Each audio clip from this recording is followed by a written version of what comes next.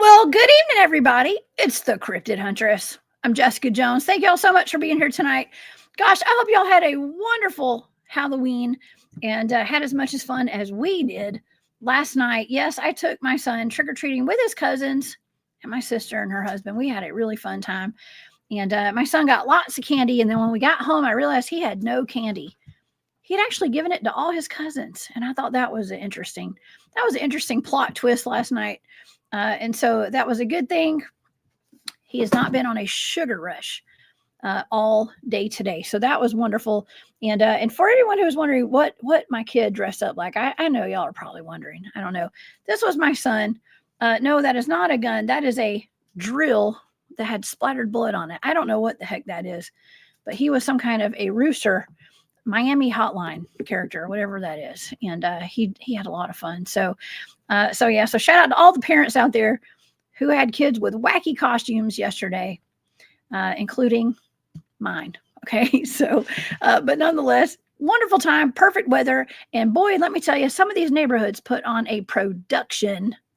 And shout out to all y'all who put on a production for the kids in your neighborhoods. And by that, I mean like inflatables and lights and music and cameras and action. And I don't know, man, it's a lot. It's a lot. Maybe one day I'll do that too when I have time. I was thinking as I was walking through these neighborhoods, I was like, all these people are, this is so scary out here tonight, but this is what I do for fun on the regular. I'm really out there hunting monsters. And so is my guest tonight, y'all. We have a wonderful, wonderful guest tonight. I have my good friend, Miss Angie Williamson, is here with us this evening. And she and I go out in the woods together. And she has done extensive research, field research, and taken a lot of reports of strange cryptids, especially along the Troup-Heard Corridor that you guys hear me talking about pretty often down here in middle West Georgia and all the way into Alabama. And I was going over some of her reports that she has on her Facebook page. It's called Angie Go Squatching over there on Facebook. So if you guys want to see these encounters firsthand, y'all go follow along tonight over there on Angie's page. Go give her a follow. And you'll hear about some of these encounters, plus her own, and so much more that we're going to talk about tonight. Okay, so if you guys would like to follow along with all of my shows and see my calendar of events, which include the Molena Bigfoot Festival is coming up this weekend, next weekend, 1 week from today, actually. We will be down in Molena, Georgia. Angie and I both are going to be presenters there. And we're going to have Tony Green will be there with us as well. Let me pull up one of the flyers for that. We're going to talk about this also later in the show. But we're going to have Tony. There's Angie right there and myself. We will be talking about Bigfoot. I will be talking about the Elkins Creek Bigfoot, as a matter of fact. And that is a famous Bigfoot cast, actually, from down in Molena, Georgia. And so y'all come see us next Saturday in Molena, Georgia, down at the festival. It's one of the best small town Bigfoot festivals, especially in Georgia. And I'm partial. Okay. I love those guys. So y'all come see us down there at that. And also I have some other events coming up as well. They're all on my calendar. Well, most of them. I got a couple that are not on there yet. But anyways, y'all come see me. And also, if you would like to support my channel and my work, please go over to my Patreon. The links are over on my website, but you can join my Patreon, become a member over there. And also, I have a shop, which I keep saying I'm going to put up my new stuff. I haven't listed all my new jewelry in there yet, but I'll be working on that tomorrow. I swear it'll be in there tomorrow. I've just been super busy, y'all. But yeah, shop with War Woman Goods for Christmas. Okay, I appreciate it. Okay, y'all. Let's get to our show tonight. Thank you to all my moderators for being here tonight, by the way. Y'all are the best in the business, and I appreciate each and every one of y'all. On this episode, we are going on the hunt with Angie Williamson. She's a cryptid field researcher based out of Georgia. We're going to hear about her cryptid encounters and the numerous Bigfoot, Dogman, and other cryptid reports and missing person reports as well out of Georgia and out of Alabama that she has investigated in the area that we refer to as the Troup-Heard Corridor and beyond, actually. It's not just in Troup-Heard Corridor. Angie Williamson is a Georgia native and a Bigfoot researcher who officially began her journey into the world of cryptozoology back in 2019. She has immersed herself in all aspects of Bigfoot research, including fieldwork, data analysis of existing research, networking for shared knowledge, and eyewitness interviews. She actively participates in expeditions and field investigations, both privately and as a part of a research team. She's on my team, y'all. Did I mention that? We're on the same team. Okay. But she has a passion for meeting with individuals who claim to have seen Bigfoot or experienced high strangeness in the forest, and she's dedicated to documenting their experiences, probably and experiments too, and bringing their encounters to a wider audience. Her eyewitness reports can be found on her Facebook page, Angie Goes Squatching, and she recently published a book titled Bigfoot on the Brain and is currently working on her second book. You guys, her book has not come out yet, but it's about to be published any day now by Frey. Into the Fray. I don't know, Angie, you're gonna have to remind me of that. Into the Fray Publishing. So you can find it on Amazon as soon as it comes out. Please help me welcome to the show my good friend, Miss Angie Williamson. Hey, Angie. Hey. Thank you for being here tonight. Thank you for having me on. Well, of course. You know, I was just thinking, we did a show together a while back. We talked about, I forgot what all we talked about, but I think the giant of the Okefenokee Swamp came up in our conversation. I just remembered that. Do you remember that? I do remember that. With Barb. Yes, that's right. Mm-hmm. That's exactly right. That was fun. We'll have to talk about that tonight, maybe. Okay. Okay. Maybe if we have time. If we have time. I know. Angie, golly, it is so good to have you here. What have you been up to? Tell me. I want to introduce you to the audience, but I know I came on. I feel like I was on your channel at some point, and I think correct. You came on mine. Yes. Mm-hmm. Yeah. Tell the audience a little bit about your background, if you don't mind. Well, I've got into research about 6 years ago. My husband died in 2018, so I lived in a camper for a few months and just started reading and watching every YouTube video I could find, and just became very interested in the subject. I already loved it, grew up seeing the shows, growing up. But like most people, I thought there was just 2 or 3 that lived probably in California or Oregon. I had no idea they were actually in Georgia. And then when I came across, some reports about them being in Georgia, I was amazed. So I got really interested at that point. And then I was having dinner one night with a guy friend that I had made, and I brought it up, and he told me he'd seen one. And I was really, can I take your information? I want to type this up and share it with my friends.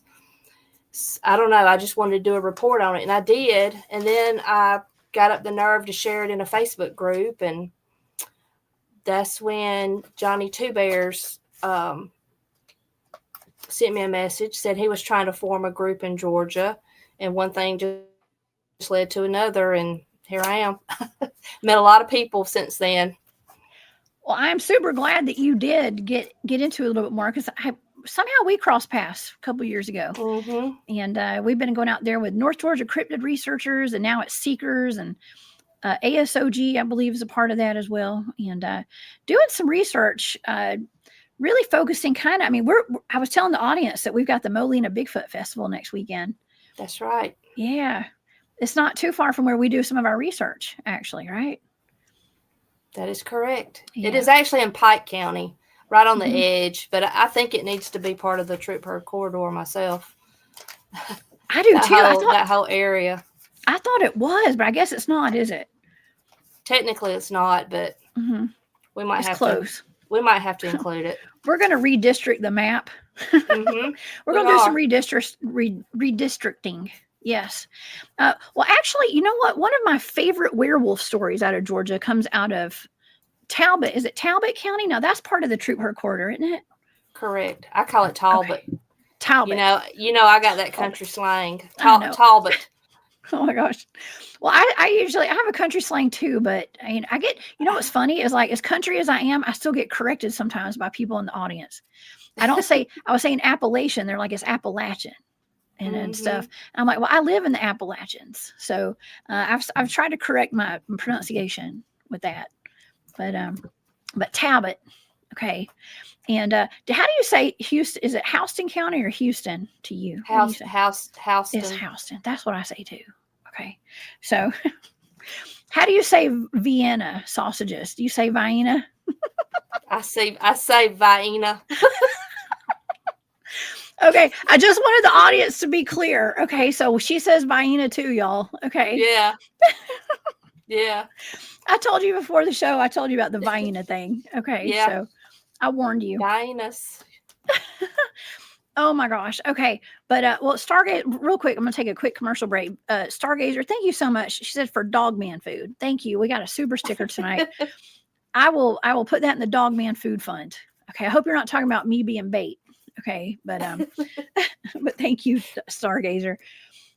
Okay, so in Talbot County, there is the infamous Emily Isabella Burt, who's buried down there. Now, do people that live down there, do they talk about her at all?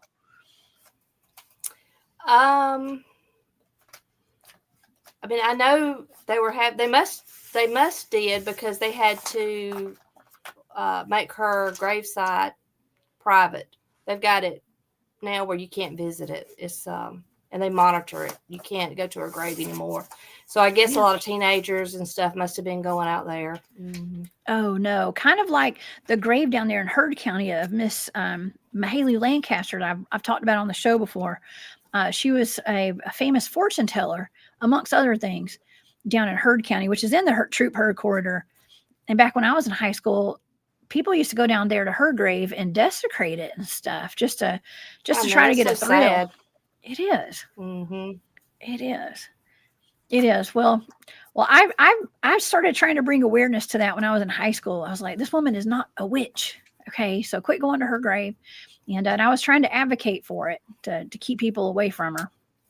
But whenever I went, it had coins and rocks and all kind of gifts on her tombstone. People would leave her. Oh yeah, Angie, I was just there this past year. I took my son and I met my friend Bryce over there, and we left $1 and a dime on her grave. We did. There were other dollars and dimes. They actually have a basket to put dollars and dimes in. Oh wow! Wow. Yeah. It's been several years since I've been, but it was pretty cool. Oh yeah. Oh man. Well, okay. So let's talk a little bit about some of your research, okay? Because I know you and I have been out in the field together, and I know you're very much interested in taking reports from people, but you also do your own field research. You go camping and get out there in the field. What's that like for you? What's that like for you? Well, when I first started, I was extremely scared. I can tell you that. I would sleep in my truck. I remember. I remember that. That's fun. I've graduated now to I will sleep in a tent now. So, oh, good. Yeah. Good. Well, it comes down to having the right people around you. Yes. It really does, I think. Yeah. And you just have to face your fears and work through it. We went to haunted houses this year, and I'm like, I'm not even scared. I'm not scared of haunted houses anymore at all. Because, I mean, I've walked through the swamp at night feeling like something was really watching me or, seeing big eyeball looking at me. So, yeah. Oh gosh. Now tell me about that. Now you're talking about your trip to Florida that you took with Midwest Florida. No, No? Okay. this was when I really first got into it. Me, Scott DeForest, and a couple more people ended up camping on a WMA down in Waycross unexpectedly. We were not supposed to camp there. So it really isn't that far from town. Something growled at us from the bushes, and it sounded horrible. And this was in February. So it did sound like an alligator, but we were not near water. And like I said, it was February. They should have been in brumation or whatever the word is. Oh God. And then we were circled by an orb that night to the point that we followed the orb. Really? You know, yes, till it watched it fade out of sight. And then when we decided to leave camp because something growled at us so horribly, something came in and was looking around a tree at us with this huge, bright eye, like that big. What, just one? Yeah, it was peeking around a tree. Oh, dang. And I called Scott over there because I was trying to, see if it was a reflection of something, because I was very confused because it had not been there before. So Scott said, well, I don't know. I'll walk down there. And then he got about halfway. He got about 20 yards out, and he started backing up and running to his truck, saying, we got to leave. So when he got closer to it, he said it dropped down, and turned to its right. So we got out of there. So that's really the only thing I have seen. I've heard some things, but that's all I have actually seen with myself. Golly, was it like an eye glow or an eye reflection? Like it was definitely a reflection. Mm-hmm. It was so white and so brilliant that it was glowing, but you could tell it was a reflection. Wow. Oh my gosh. Yeah, it was amazing. Now, Scott is a tough fella. Okay. Mm-hmm. So I've met Scott. He was at the Molena Bigfoot Festival in the past, mm-hmm. wasn't he? Mm-hmm. Yeah. Scott, actually, it was really interesting because right after I had gone to Alabama to a Dogman investigation, I was talking about it, and it turns out that he had been to that same forest and had almost the exact same thing happen mm-hmm. to him that we were investigating. That's right. He'd hiked in, and just like we hiked in, probably the same area that we were in, this forest up in Alabama, North Alabama. And he got surrounded one night, just like my friends had been surrounded. And they sat holding their guns and stuff all night, mm-hmm. like waiting to get mm-hmm. attacked. They didn't know if they were going to survive the night. Mm-hmm. I remember him telling that. Mm-hmm. Same story, two different groups of people at different times. So your friends sat back to back also? Yeah, they were. That's what Scott and them did too. Yeah, they thought they didn't know if they were going to make it out of there alive that night. Mm-hmm. They said same story Scott told. Yeah, mm-hmm. It was mind blowing. He said that's probably the scariest he's ever been. That's what they said too. Mm-hmm. So after we heard about that, my buddy Brian, his dad was him and his dad and his nephew. Once he got in touch with us, me and some of the guys, he was on one of my teams, my investigative team out there, and so we went out there. We hiked in about 5+ miles into this forest, and we didn't have a whole lot of activity. We had some activity, but the next morning there were Bigfoot footprints around camp, not Dogman, Bigfoot. So I think it could have been like aggressive Bigfoots out there. So, but nonetheless, it was a little spooky out there. Yeah, it was fun. Yeah. Mm-hmm. But Scott's a good dude. Is he going to be back at the Molena Bigfoot Festival this year? He's coming. Yes. Okay, good. He's a good dude. He's not going to speak or anything, but he's coming. Yeah. Okay, good. We have a question. We're going to try to go out and research. We're going to do a little research while he's there. Oh, so that's right. Hopefully you can join us. Yeah. I'm going to try. I'm definitely going to try. Okay. That would be, I love that. Okay. We do have a question in the chat real quick from Main House. What does $1 and dime mean, Jessica? Okay. $1 and a dime, just to answer that, is Mahalie Lancaster was this fortune teller. She used to charge $1 and a dime to read people's fortunes. And so people pay homage to her by going to her grave now and leaving $1 and a dime, because that's what she was famous for. And she was in movies, and June Carter Cash played her in, what was that movie? Murder in Coweta County, I think was the name of the movie. And so June Carter Cash and Johnny Cash were both in that movie. You got to tell her where she came up with $1 and a dime, though. Where she came up with $1 and a dime? $1 for her and a dime for her dogs. That's right. That's right. Because she had so many dogs. She had a bunch of dogs. My grandmother actually used to write about Mahaley and her sister Sally and their dogs. My granddaddy used to tell us stories about Mahaley where he would go see her. And she predicted his wife, his wealth, my grandmother's death. I mean, it was amazing. Yes. Oh, my gosh. Yeah. That's what, you know what? One day, okay, so my grandmother was writing a book about Mahaley, and she got spooked and quit writing it because, and before my grandmother died this past year, she died in January, and she and I were very close. She gave me all her documents for this book that she was writing. So I might have to finish this book one day, Angie. I might need to talk to you about that and include those stories in this book if I write it. Yeah. Well, she told my granddaddy that he was going to meet his wife at the same place that he would leave her. And he ended up meeting her in the cemetery. Oh, gosh. Yeah. Wow. I know. Wow. That's amazing. And it's kind of sad. It's very sweet and sad. Sweet and sad. Wow. Well, my grandmother got spooked because she got a phone call. She was in the middle of writing this book about Mahaley. And she got a call in the middle of the night from a woman. She said, "Is this Nellie?" She said, "Yes, my grandmother's Nellie." And she said, "Yes." She said, "Well, Mahaley, I'm so-and-so. I live in Florida. Mahaley asked me to call you." And she was like, "You writing a book about Mahaley?" And my grandmother was shocked. She was like, "Yeah," she had not told anybody. And she said, "Well, Miss Mahaley just wanted me to tell you thank you for writing a book about her." And my grandmother got scared and she quit writing it. And then she eventually 40 years later, gave me the stuff so I can write the book one day for her. Oh, but, wow. Isn't that wild? That's amazing. Yeah. Yeah. I couldn't believe she got scared. We don't get scared in this family. Okay. But that spooked her.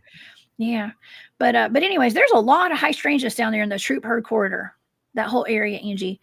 And that's how you and I became friends through the research that we do down there in that area. That's correct. We sure did. And we have met a lot of good people down through there. Now, you meet a lot of interesting people with interesting stories too, don't you? I do. Yeah. Have you, I'd like to hear, I'm not going to ask you if you have, because I know you have. You've taken a bunch of reports from people down there. I was wondering if we could talk about some of those tonight. Sure. I've gotten probably close to 50 reports now, but they're not all in the Troup-Heard Corridor. I mean, I took one from Texas a few weeks ago. Yes. So that's a good one too. I actually have that the GPS thing that you put on Facebook. I got it pulled up. I got it uploaded, so we can talk about that tonight. But there's there's a couple of them that hit close to home. I'm not going to say which ones, but there's some that are actually close to where I grew up, like in my hometown that you've got out there. And where Bob used to live as well, our good friend Bob Grumpy, R.I.P. to Bob. But there's some, one of the weirder ones actually is not too far from where Bob used to live. That one with the white critter that walked across the road. Okay. So yeah, I think the audience would be interested in all of these tonight. And so let's just get to it. Let's talk about some of these because this is our research area. A lot of them are in our research areas. Okay. Well, I got my cheat sheet here. So okay, and I've got some too. Okay. There's one about the Chambers County, Alabama. Okay, we have a lot of people from Alabama that watch the show. And I do a bunch of research out in Alabama, actually. I just recently went to Holland's Hunt Camp with some of my guys. And that's where I've seen dogmen out there. There's been dogman reports. You've seen dogman out there? When I was driving home one night from Holland's, yes. I believe there were 2 dogmen on the side of the road. Oh, I have finally accepted that those were probably dogmen. Okay. As I was leaving that place. And it actually kind of lines up with one of these reports where this woman was she couldn't figure out what she was looking at. She thought it was a big coyote, but it looked like a bear. That's exactly how I was explaining like what I was seeing. It's like it looked like this, but then it didn't. It looked like something else. And it looked like something else. I couldn't figure out what it was. And so some of I can relate to a lot of these reports that you've taken, actually. Okay. So, yeah, let's talk about this one. You want to talk about the Chambers County one in Alabama? Okay. All right, I got it right here. Okay. Let's hear about that one. Well, the lady's name is Carol Harper, and this happened, I think, about 5 years ago. It was her and two male witnesses that was in the truck with her. She was driving. Okay. It's daytime, driving towards West Point. And this creature just walked straight out of the woods from the right, walked across the road, entered on the left. And they all saw it. I mean, there was no mistaking it. It was covered in brown hair. She said one thing she did notice when it went into the woods on the left side, it didn't put its arms out. You know how a human will move limbs and stuff? She said it just kind of leaned over and just went into the bushes right there. It didn't push anything out of its face. So did it look like a Bigfoot? It was a Bigfoot. Mm-hmm. Yeah. Well, I mean, I think so. She didn't see its face very well, but she has a rental trailer. I guess she lives in the house and has a trailer that she rents out. And she had rented it out because she doesn't live far from there. And the guy had bought some goats. And one night, something ripped his goats to pieces. She said, when I tell you tore them goats up, I mean ripped the heads off, ripped the legs off, left with like the back legs and the hind quarters were gone. But like their heads and everything they were just ripped to pieces. Oh my gosh. Yeah. I mean, the usual animals that we have around here would probably not do something like that. I mean, I wouldn't think, like, I don't know, bears, it seems like they would usually eat all of it if they could, but I mean, it just ripped their heads off. Golly. Mm-hmm. Yeah. Let me look right here and see what she said exactly. Ew. When I say rip them apart, I mean rip their heads off, rip their legs off, and just really rip them to shreds.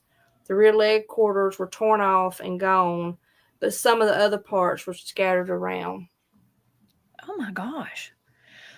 Wow. That actually sounds kind of typical, more of like I mean, I don't know, maybe a Bigfoot would do that, but a Dogman it sounds like something a Dogman might do as well. Let me see what the audience is saying over here too. That's really sad. I want to thank Midwest Night Watchers for gifting those memberships. Thank you, Garrel and Jane. Y'all are awesome. I appreciate that. And thank you for the super sticker too. I just saw that as well. Thank you all for your support. Okay, Angie, I actually just got a video sent to me, and it's not public. It's not for me to put out. But my friend, I don't know if I should say his name. I'm not going to say who it is. But a lot of people know him, but a friend of mine sent me a video, and it was out of Mississippi, I believe. And it was a man that had 3 hunting dogs, and these hunting dogs looked like they were related. They all looked identical. And it was horrible. He told me he's like, viewer discretion is advised, is what he told me. He also asked me not to share it out. Okay, but I'll tell you about it. And this man had gone into, he sent his hunting dogs out, and they had those tracker devices on their collars, like the antennas and stuff. And he said they'd been gone for about 15 minutes, and they didn't come back. So he went looking for them. And the video is horrific. This just happened recently, but there's 2 of the dogs were alive and they were okay. But one of the dogs, it looked like the whole midsection had been bitten with it looked like a shark bite. Angie, I've never seen anything like it on a dog. And this is in a matter of about 15 minutes is what I was told. He walked up he's got a video of it where he's walking up and he finds his dog. He must have a body cam on or something, like a GoPro or something. I don't know. Maybe it's a cell phone. But the whole midsection of the dog is gone, and it's been ripped out. And I mean, we're thinking like the only thing that could do that, I mean, and the other dogs were traumatized by it, but the only thing that could do it, we were thinking Dogman maybe, but I mean, it was literally like a shark bite, Angie. It was wild. You don't think a hog could have done it? A wild hog? If that was a wild hog, that was a big old hog. I don't know. If it had a mouth, I mean, it was on his underbelly. It was like the stomach, like from the ribs all the way down, it was just gone. So Oh, wow. I don't know. Maybe I'll ask his permission to see if I can send it to you. Okay, or at least a Ooh. still shot of it if you want to see it. You want to see it? Yeah, I want to see it. Okay. It's like it's so gross, but I want to see it. Okay, because it's for research, right? Yeah, exactly. I got to We look got at it. we got to know what's out there. That's right. Yeah, man. Okay, well, okay. So the goats. This is so the same family that saw the Bigfoot cross the road. They also saw had their goats ripped apart. Mm-hmm. Right. Okay. Well, her tenant did. She rented the trailer to somebody. Okay. And it was his goats.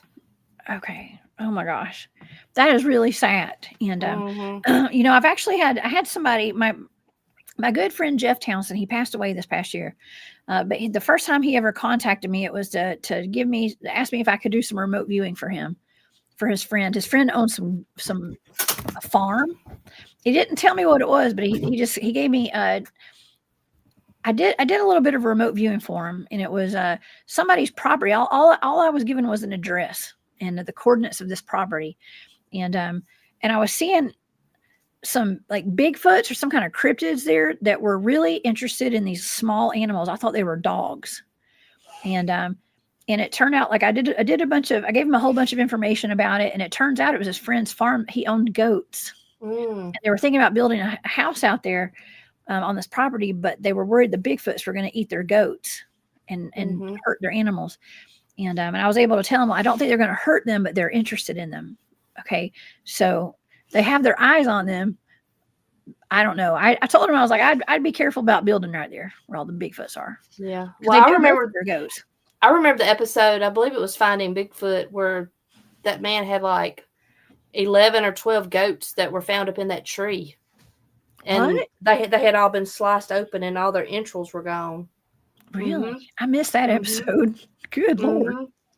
It's like something just wanted to eat it, their entrails, and just left them up in the tree. Yeah. Oh my gosh. Well, that's kind of what this, it's sad to say this, but that was like that dog in that video that I was just referring to. All of its organs were gone. And it was like one gigantic bite out of it. So wow. I don't know, Angie, can a hog do that? I never knew a hog could do that. Like bite. What kind of damage can a hog do? Oh, they can eat humans, right? I've heard that. Yeah. Okay. Well, we have some pet pigs, and one of them accidentally killed my daughter's ram not too long ago. Oh. Sliced his stomach open and his insides fell out accidentally. Ew. Just with his tusk. Oh my. So that was on accident. I can't imagine what they can do purposely on purpose. Oh my God. Okay. Well, here's the thing though too. Like I would think if that guy was a hunter and those were his hunting dog, he would be like, oh, a hog did this. Yeah. You know what I mean? Like he would have said that. Yeah. Yeah. I'm sure he knows. Yeah. Yeah. I don't know. Oh yeah. Who knows? I don't know. It's an interesting video though. And I tell you what, it makes me not want to take my dogs out to the woods. Okay. Especially when we go Bigfooting and stuff. Yeah. Out there. Good Lord. Okay. Well, I didn't know we were going to get this graphic tonight, everybody. This is for entertainment purposes only. Sorry. Like I bring Angie on. She's like the most beautiful co-host I've had, the most beautiful guest I've had in a long time. We're Southern Belles over here, and we're talking about hogs eating guts. This is worse than when we bring the men on every weekend. We're over here talking about the gruesome stuff. We're keeping it real, baby. We are. We do keep it real. I told you it's going to be a fun show, okay? But gross. All right. Oh my gosh. I told you it'd be fun though. Okay. All right. Well, let's go to another case that you've taken this report on, and this is out of Troup County. How about this? The Brenda Klein case out of Pine Mountain Valley. Now, Pine Mountain, isn't that where they have that safari down there? Is that Pine Mountain, or am I getting that confused? That is. It is. They have the wildlife safari.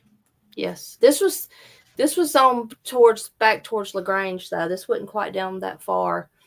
And I know she makes a reference to thinking it was a coyote, but it didn't really look like a coyote. What what it was, she just saw something huge and hairy, and her first thought was Cody. But then she was confused because it didn't look like a coyote. So she turned around and went back, and it was gone. So I had her sketch it out for me, what she saw. And I could tell as soon as I saw the sketch, because she was very confused about the sketch. About what she saw. And so it was laying on its side. Okay. Like with its back facing her. And when I pointed that out to her, she's like, "You are right." She said, "That never occurred to me. That's why it looks like that." It was laying on its side, so it was a lot. Did she think it was? What did she think it was? She didn't know what it was. She was very confused. Oh, by the way, I think I had some pictures to show for that last one. Okay, was that the one with the hair samples, Angie? Oh yes, that first one. Okay, so this is where we had some hair samples, and this is all on Angie's Facebook page, y'all. And this is a map right here at West Point Lake. It was near West Point. Mm-hmm. Okay, so there's that. And now is this the area right here where we're talking about right now? The one we're talking about.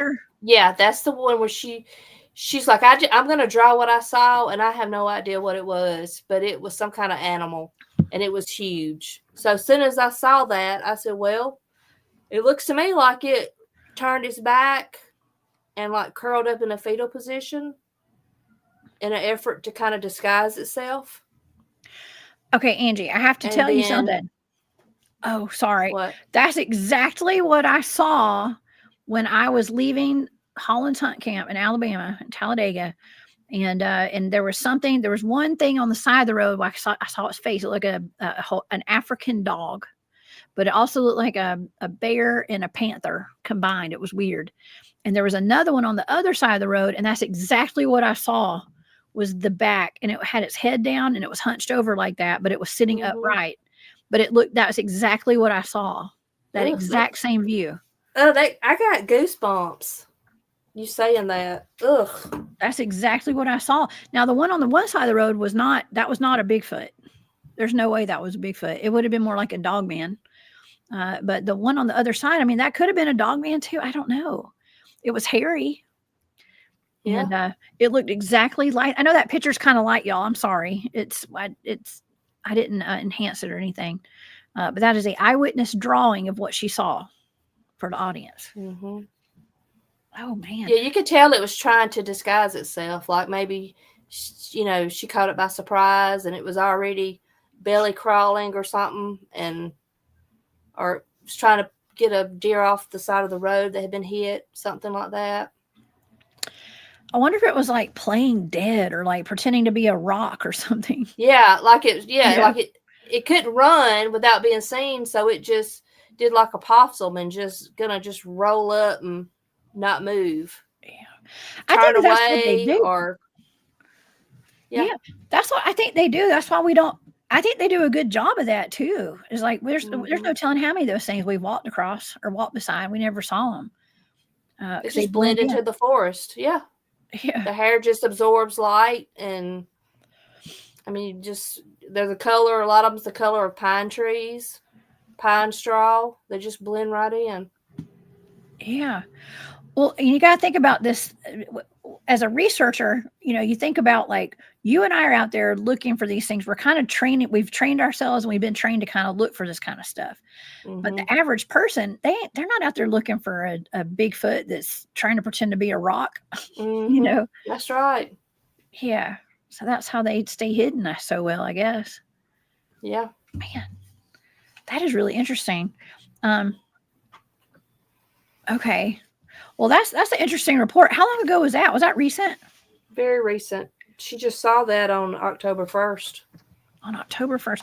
Do people just kind of know to call you, or do they contact you through your Facebook page, or what? How do people find you to tell you these stories?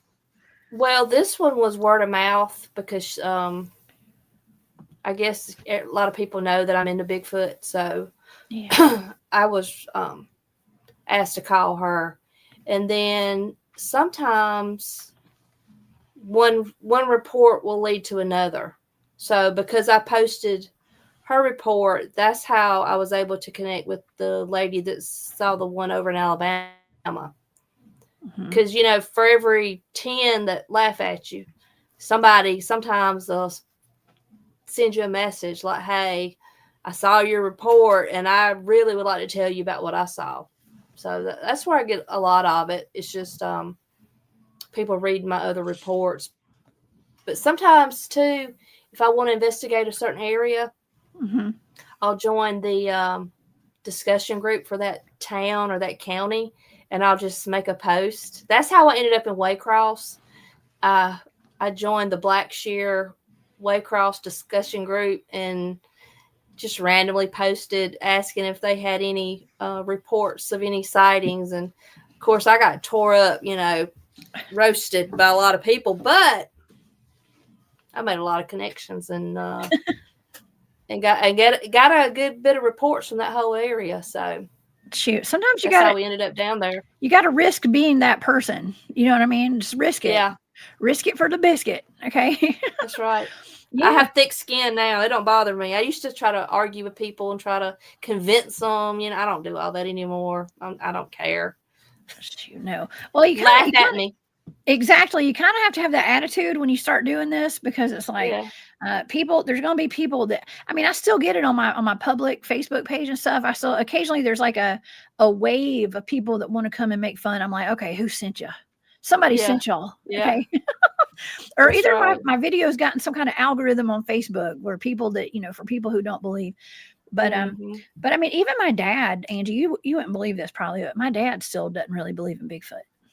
Okay. He's got to see one himself. He's going to have to see one himself. I know. He believes in a lot of stuff. He thinks it's funny that I'm a Bigfoot researcher. He loves it. Yeah. But I get ragged a lot at family reunions. Do you? Yeah. Yeah. Well, just wait. They'll see him one day and they'll come running. Yeah. Okay. We're going to get, the Seekers is going to get him. We're going to get proof. Oh yeah. Yeah. We've got some good proof actually of some Bigfoots. We've actually down at the Troup-Heard Corridor, one of the places where we go research, we've gotten some pretty good evidence down there. I mean, you know, I don't really bring a bunch of the evidence onto my show and not a lot of pictures and stuff of my research. I like to bring other people on to show it, but we've gotten a pretty good bit of evidence just down there, just on the Bigfoot alone. Really. So, and there's a lot of Dogman reports out of there too, Angie, by the way. Something that I wanted to bring up tonight, I know we got some more of your reports to go over, but the Troup-Heard Corridor is actually a pretty famous area for not only Dogman encounters down there. Georgia's got a lot of werewolf reports. Not only the first werewolf in Talbot, but we've got, there was a family up in Rome, Georgia, that I recently did a show on that was attacked by a werewolf, one of the kids up in Rome. And that's a pretty well-known story, actually. There's been werewolves and dogmen seen in Dalton, Georgia. That's all North Georgia. Okay. But lots of Dogman reports up there. But here, I'm going to share my screen and I'm going to show the audience the Troup-Heard Corridor and what it's famous for. Okay. Let's look. Let me go to this article first, and we'll discuss this real quick. And this is from the Patch. I believe this is out of Douglasville, Georgia. But they did an article a while back, and it's called "Mysteries of the Troup-Heard Corridor: Strange UFO Sightings and Mysterious Events Continue to Happen in Several Georgia and Alabama counties along the state line." Now, Angie, we do have a military base down in Columbus, which is, I don't know if that's part of the Troup-Heard Corridor. Fort Benning. Is that part of it? Okay. No. Well, it's close. It's a little bit close, though. Kind of. It's not too far. But it says a number of counties in central Georgia and Alabama along the state line known as the Troup-Heard Corridor have over the past years been home to UFO sightings, strange happenings, and a multitude of military plane sightings. Now, this is the guy who wrote this book, John C. Thompson. Had done an excellent job in documenting many of these sightings, and they were referred to that. He's the one that came up with that moniker, that name, the Troup-Heard Corridor, and it did a lot of research on the long history of UFO sightings and paranormal activity. And it tells you that there's about a 70-mile radius, 120 miles east to west and 70 miles south to north of these counties. It's Upson, Talbot, Meriwether, Harris, Troup, and Heard in Georgia. In the Alabama counties of Chambers, Randolph, Tallapoosa, and Clay County. Clay County. Okay, I got to tell you, Angie.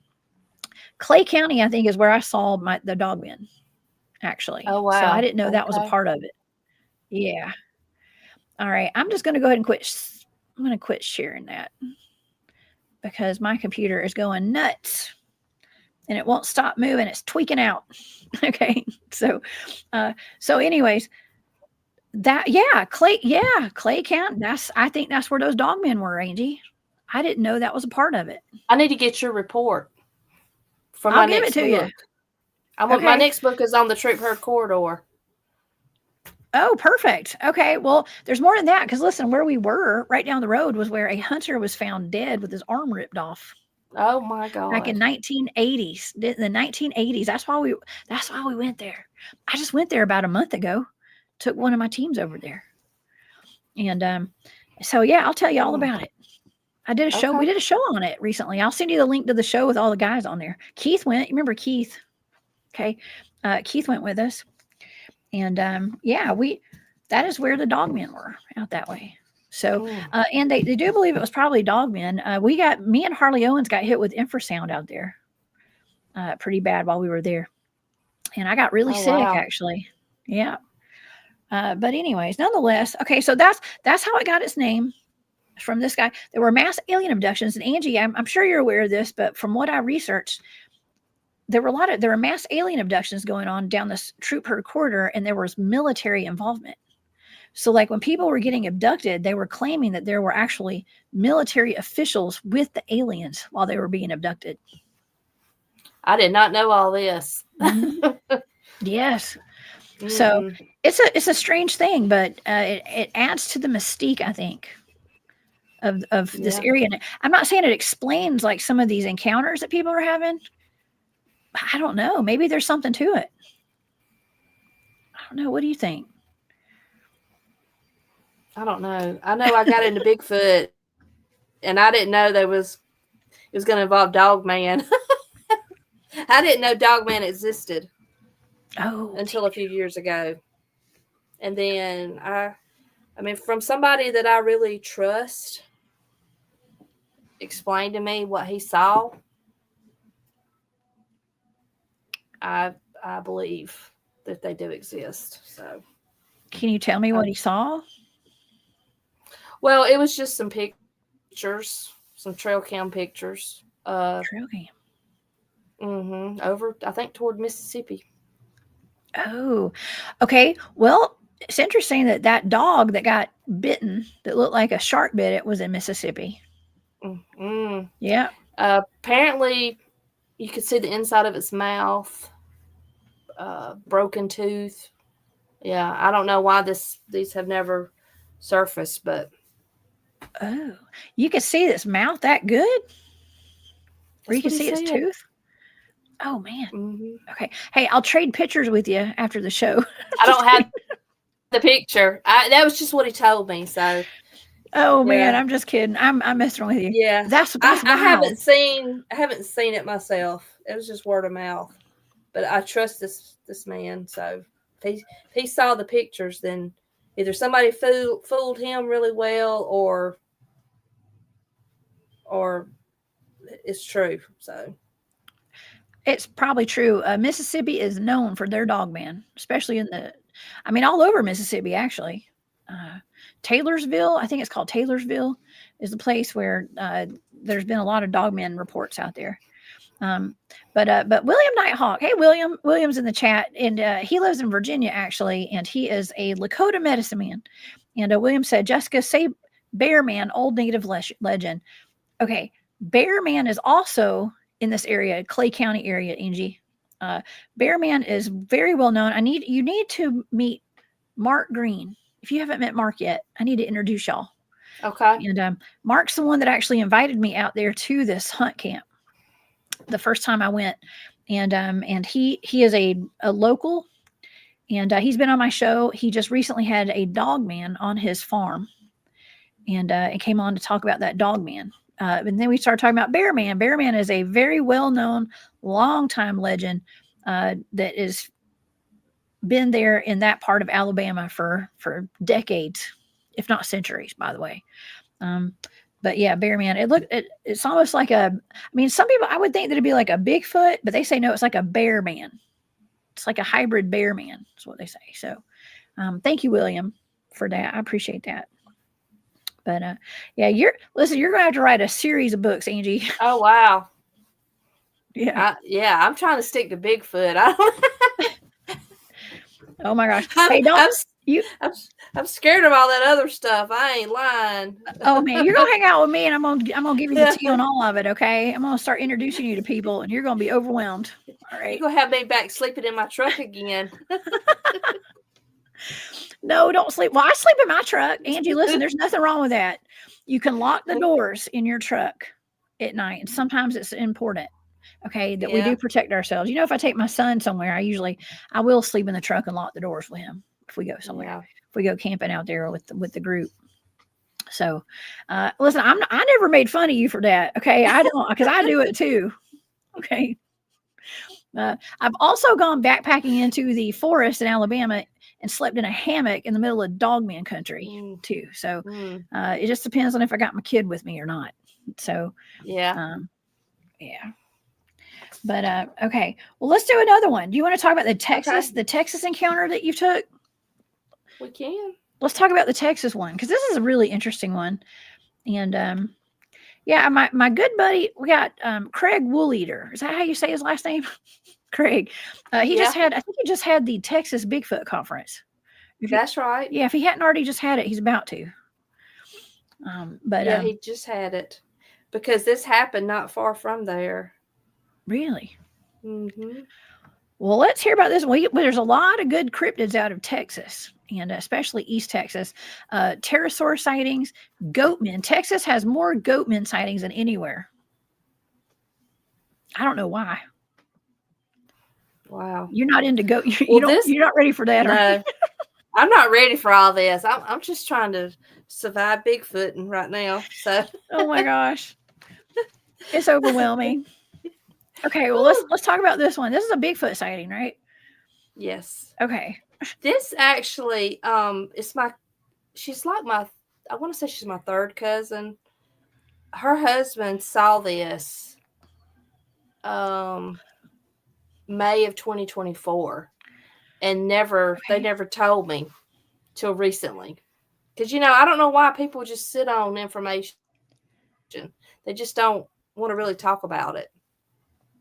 But they finally, it came up, and I said, well, I got to write up the report. I got to hear the story. So, but he said a bad storm had come through. He works on the railroad, so there was a bunch of trees on the railroad, and it was his job to go out. It was a 120-mile stretch to drive down the rail and cut the trees and remove them.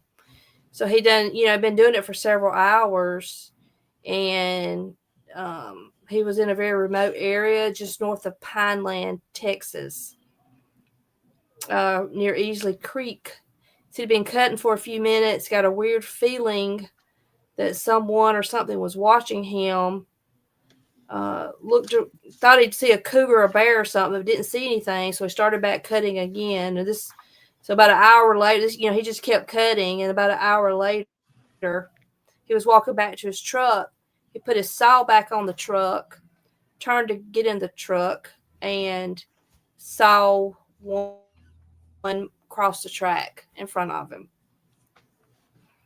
He said it was not a typical color that he'd always heard about.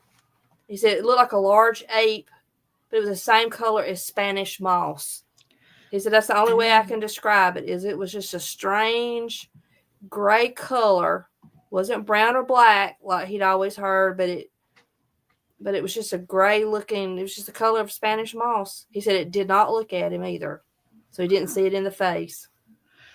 That's something that I started noticing, Angie, about, and I know I did some AI. I tried to get AI to make me some grayish white Bigfoots tonight. And this one looks like he's got beautiful hair. Mm-hmm. This one looks like, man, he could be an 80s band. Okay. Yeah. But that is something that's like, I'm not saying it's a common theme or something that's like kind of common in a couple of your reports, though they are grayish white, as far as like whatever these creatures are. And ever since I started Bigfooting back in like 2011, I was told that there's at least one white Bigfoot in North Georgia. And some of my teammates had seen it up there and had reports of it. But also in Alabama, I know this is in Texas, but in Alabama, we got the Alabama white thing. Mm-hmm. I have a report of a white Bigfoot, and it was from a friend of mine. She, I met her in 2000. We used to ride horses together, and this is before I really got into Bigfoot. She had told me that she saw a Bigfoot as a kid, and I just assumed she saw it around Coweta County, because that's where she grew up. And so I looked her up, got in touch with her a few months ago and said, Tara, look, I remember you telling me you saw this Bigfoot. So will you tell me what happened? So it wasn't in Newnan. It was actually in North Georgia. And she gave me the location and everything, which I included it, I think, in the report. But her and some other kids were riding their bikes. Her uncle had a cabin up there. And they had stopped to play at a house that had burned down. And it came walking down the hillside and walked right, by, through the property and crossed over into the woods on the other side. Huh. Yeah, so, I wonder what the white fur mean. I mean, is that like because I think it's probably a mix, but like, is it because they're old and their hair turns gray like ours does? Some of us, my hair's getting gray already. Yeah, I wonder if it's that or if some of it might be inbreeding. I don't know. Yeah. Deer will pieball from inbreeding. So it could be that. I think this one was kind of healthy looking. So I wouldn't think it would be this great. It was white. She said literally they thought it was the Easter Bunny. Oh, yeah. Oh, I remember that was their first thought. That was their first thought it was the Easter Bunny when they saw it coming. Because it was on Easter night, right? On Easter or no, Easter it was just this big hairy white. Oh. Their first thought was the Easter Bunny because it was just this big white creature coming down the hill. Hippity hoppity, the Bigfoot's on its way. That's wild. That's really wild. Yep. And a lot of people refer to the white ones as albinos, like albino Bigfoot, but I don't know. It could be.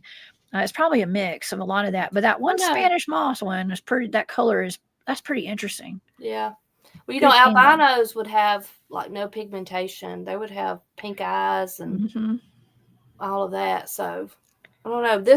She saw it was in Blairsville near Kingsway Road in 87 or 88. Blairsville, Georgia, right? Yes. That's up in North Georgia. Man, that's pretty cool. Huh. I don't know. Angie, what do you think about this? Okay, there's like an ongoing debate, okay, that we have. And some people are dead set on anything with red eyes being demonic. Okay. And like for the show, we talked about like the Nephilim. You've talked, you've written about that or something. I know we were kind of mentioning that. What do you think about red eyes equaling demonic beings?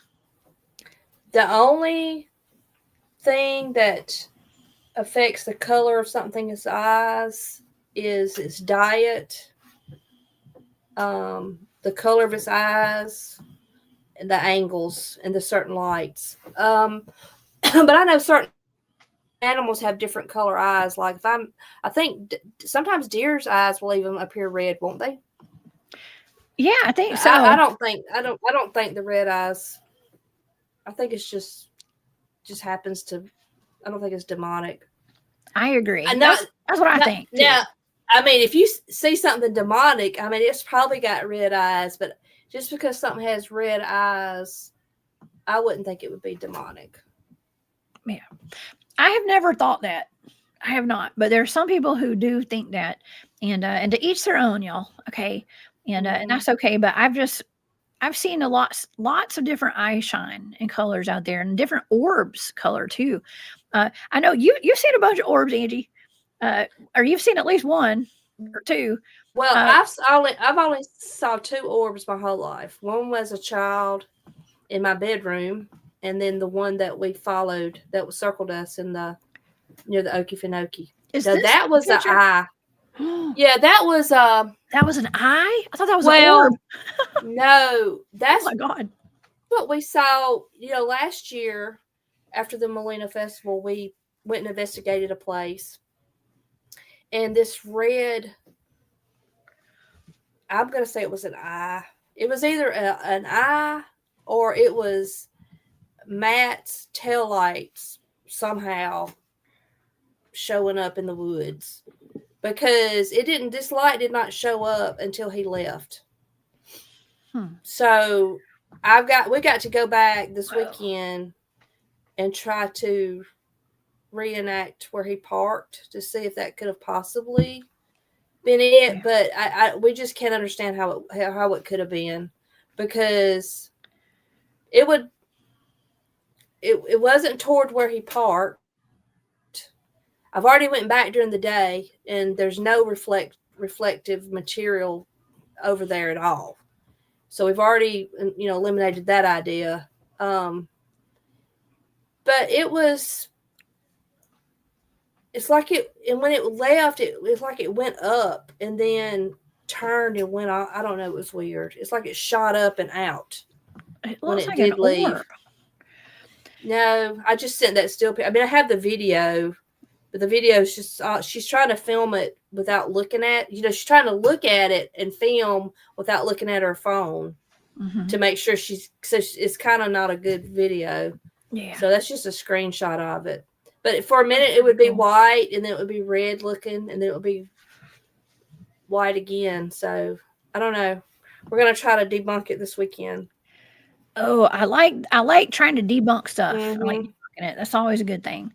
And then when you can't debunk it, it's like, okay, well then that's weird. Yeah, it's going to be hard for that to have been Matt's taillights. I can tell you that. It's almost like it waited for him to leave before it showed up. I don't know. Oh man, that's cool. That's cool. LB says, I had ruby-eyed rabbits. They weren't demonic, just albino. Yeah. Thank you, LB. Yeah, but their eyes itself was red, right? Yeah, their eyes itself, yes. So I guess so what when people reflects it, it's red. Yeah, we're kind of referring to like the eye glow and the eye shine and the reflection in eyes and stuff. So, yeah. I know bears will have red eye shine. Oh yeah. I want to give a quick commercial break and a good shout out, a big old shout out to Andrew. It's his birthday today. Happy birthday, Andrew. He's one of my moderators here and a friend. So happy birthday to Andrew. Okay. Thank you, Andrew, for swinging by tonight. And I hope you're enjoying your birthday. Okay. Corey Moondock Mojo. Boondock. Sorry. Boondock. Oh Lord. Corey, thank you. He says backlit eyes. And Mothman has red eyes, right? Yes.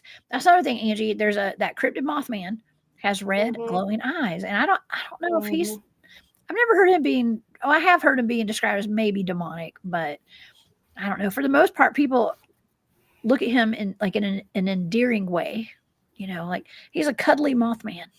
So hopefully he's not demonic, but I was just wondering, what you thought about that. Because it's always a debate. Yeah. Well, I'm just going to say red eyes. I'm not going to say it's definitely something evil, but I might not take no chances though. No. Well, okay. Well, so we had somebody in the chat here that said that they're in Bankhead Forest right now. Now, Bankhead might be where I was on that Dogman hunt. Okay. Yeah. So I don't usually give our locations away, but it's been over a year now, and I can say we might have been at Bankhead. Okay. And, I've heard they are aggressive up there. Yeah, that's where Scott was too. Okay. And things do get aggressive up there. And Charles Carroll, thank you, Charles, said hello from Bankhead Forest in Moulton, Alabama. That is out in the middle of nowhere. No, and that's a good thing. Okay. It's a good thing. I love being out in the middle of nowhere by my standards. Okay. That's what I mean. But it's beautiful. And Angie, something else that happened out there. Did I tell you about the dragon? Mm-mm. Okay, there's a dragon out there. a petrified dragon. And when we got out there, I mean, I have to tell you about it later, okay? But Okay. I've done a show on it. A man was walking out of the forest holding a rock, and he was like, I think I watched that show. I probably told you about it. I might have talked about it last year at the Molena Bigfoot Festival because it was fresh. It was fresh out of. I had just had it happen. I had just seen it, and this man comes walking out of the woods holding a rock, and he was like, "Hey, this is the wing of a dragon." And I've been coming out here for years cleaning this thing. My wife hikes this trail right here, and y'all are going to walk over it when you walk through that trail. And I'll go show it to you. And so he said it was a petrified dragon. And sure enough, it looked like a dragon out there in that forest. Yeah. So I don't know. When you get ready to write about dragons, let me know. Okay. But yeah, it's interesting because it's like where there's Bigfoots, there's everything. Mm-hmm. There really is. I think there's just a lot more going on at night than people realize. Yeah. And when you get out there, you experience a lot of stuff. Yeah. Well, you mentioned you were like, well, I didn't really want to get into Dogman when I started looking into Bigfoot. Well, yeah, I didn't expect to get into aliens when I started looking into Bigfoot. Yeah. And I started having aliens showing up in my house after I started Bigfooting. Yeah. Well, should we warn the viewers about that? What do you think? Anybody that wants to start Bigfooting, be prepared. Well, I haven't seen an alien yet, so I hope I don't. That you remember. I'm just kidding. That I remember. That's right. Right. Oh my gosh. Well, I do know of somebody though that he lost a whole day of time. So what? Yeah, I will have to talk. I can't say a whole lot about it, but yeah, I'll tell you in private. Okay. Well, we get a good fair amount of people on the show that have had missing time while they're out in the woods. It was 22 hours. Whoa. And he woke up miles away from where he had been. Really? Mm-hmm. Oh, okay. And he laid out all night in the pouring down freezing rain. What? Yeah. Okay. I'll tell you about it. Man, yeah, I got it. I definitely want to hear about that. I've had missing time, but I didn't realize it was it was missing time until me and my buddy were up in North Georgia, and we noticed that our equipment was malfunctioning, and his was going forward an hour and mine went backwards an hour. And while we were sitting there beside each other for hours on end, and we started having UFOs and stuff like flying over us, and I had a recorder out, Angie. It's important sometimes to have some kind of recorder. Absolutely. And I had a recorder on my knee. And when I listened to the recorder weeks later, I was scared to listen to it because I knew something happened, but I didn't know what. And I had Lee, the head of my team at that one team. He came over to my apartment. We listened to that recording together one night, and you could hear around the time that like we had that missing time. You can hear me and my buddy talking, and then all of a sudden it got quiet, and we had just been talking about how there was something flying over us. And then we got deathly quiet. There's nothing, no sound.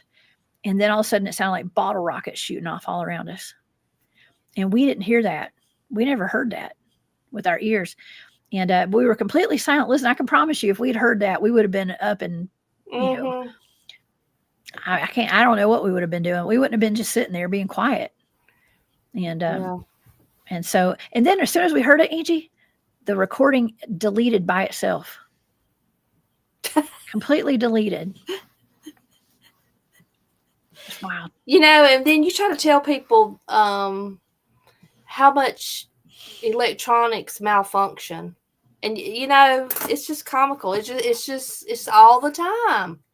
When you're out there, it's always something. It just like the night that we got circled by the orb. We had a John Pearson had brought a 4K camera and set it up. We were going to document. I mean, we were going to get some footage, and we didn't get any footage because it fried all 3 batteries with his camera. So that happens. That happens. Yeah. That's why I had Greg Ogles on the show. Was that last week or week before? I can't remember. Might have been last week. Greg came on the show, and we had it was on a Thursday, actually. He came on, and I asked him, I was like, well, I know you carry some probably pretty expensive equipment out there. Have you ever had anything get fried? And he said, absolutely. Yeah. And that's it's one of the things you gotta charge it to the game kind of sometimes, because you just gotta kind of expect that your equipment might get fried and ruined.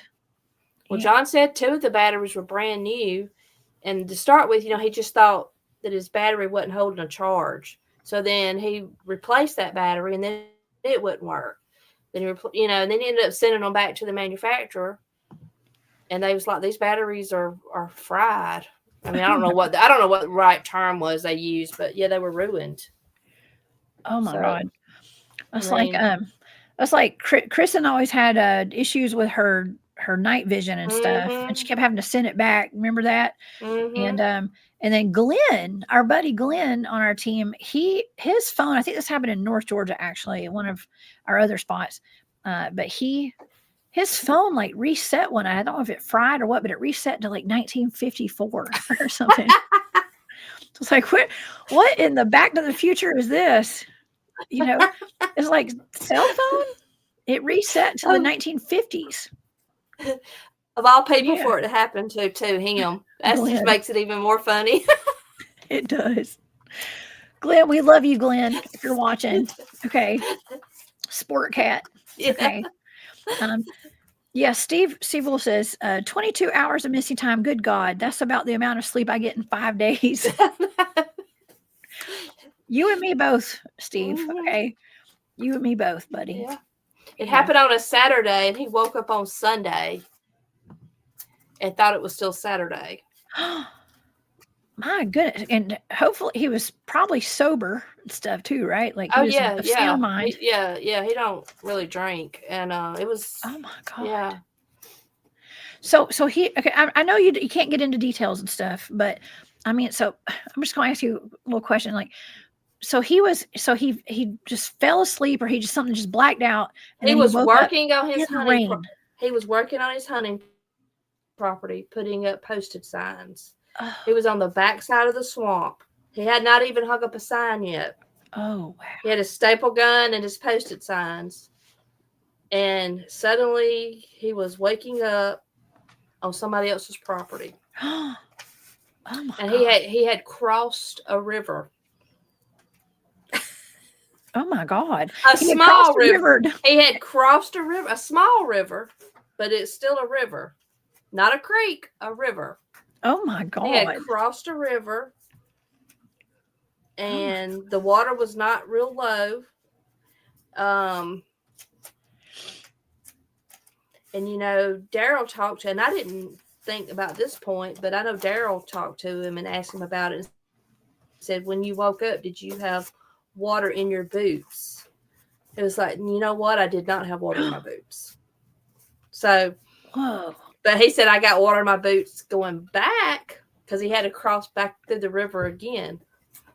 So he kind of recognized where he was, I guess? He said it took him, I think, 2 hours to get back to his four-wheeler.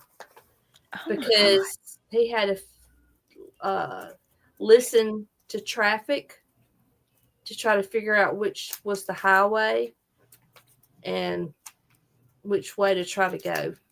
Oh my God. His survival skills kicked in. Mm-hmm.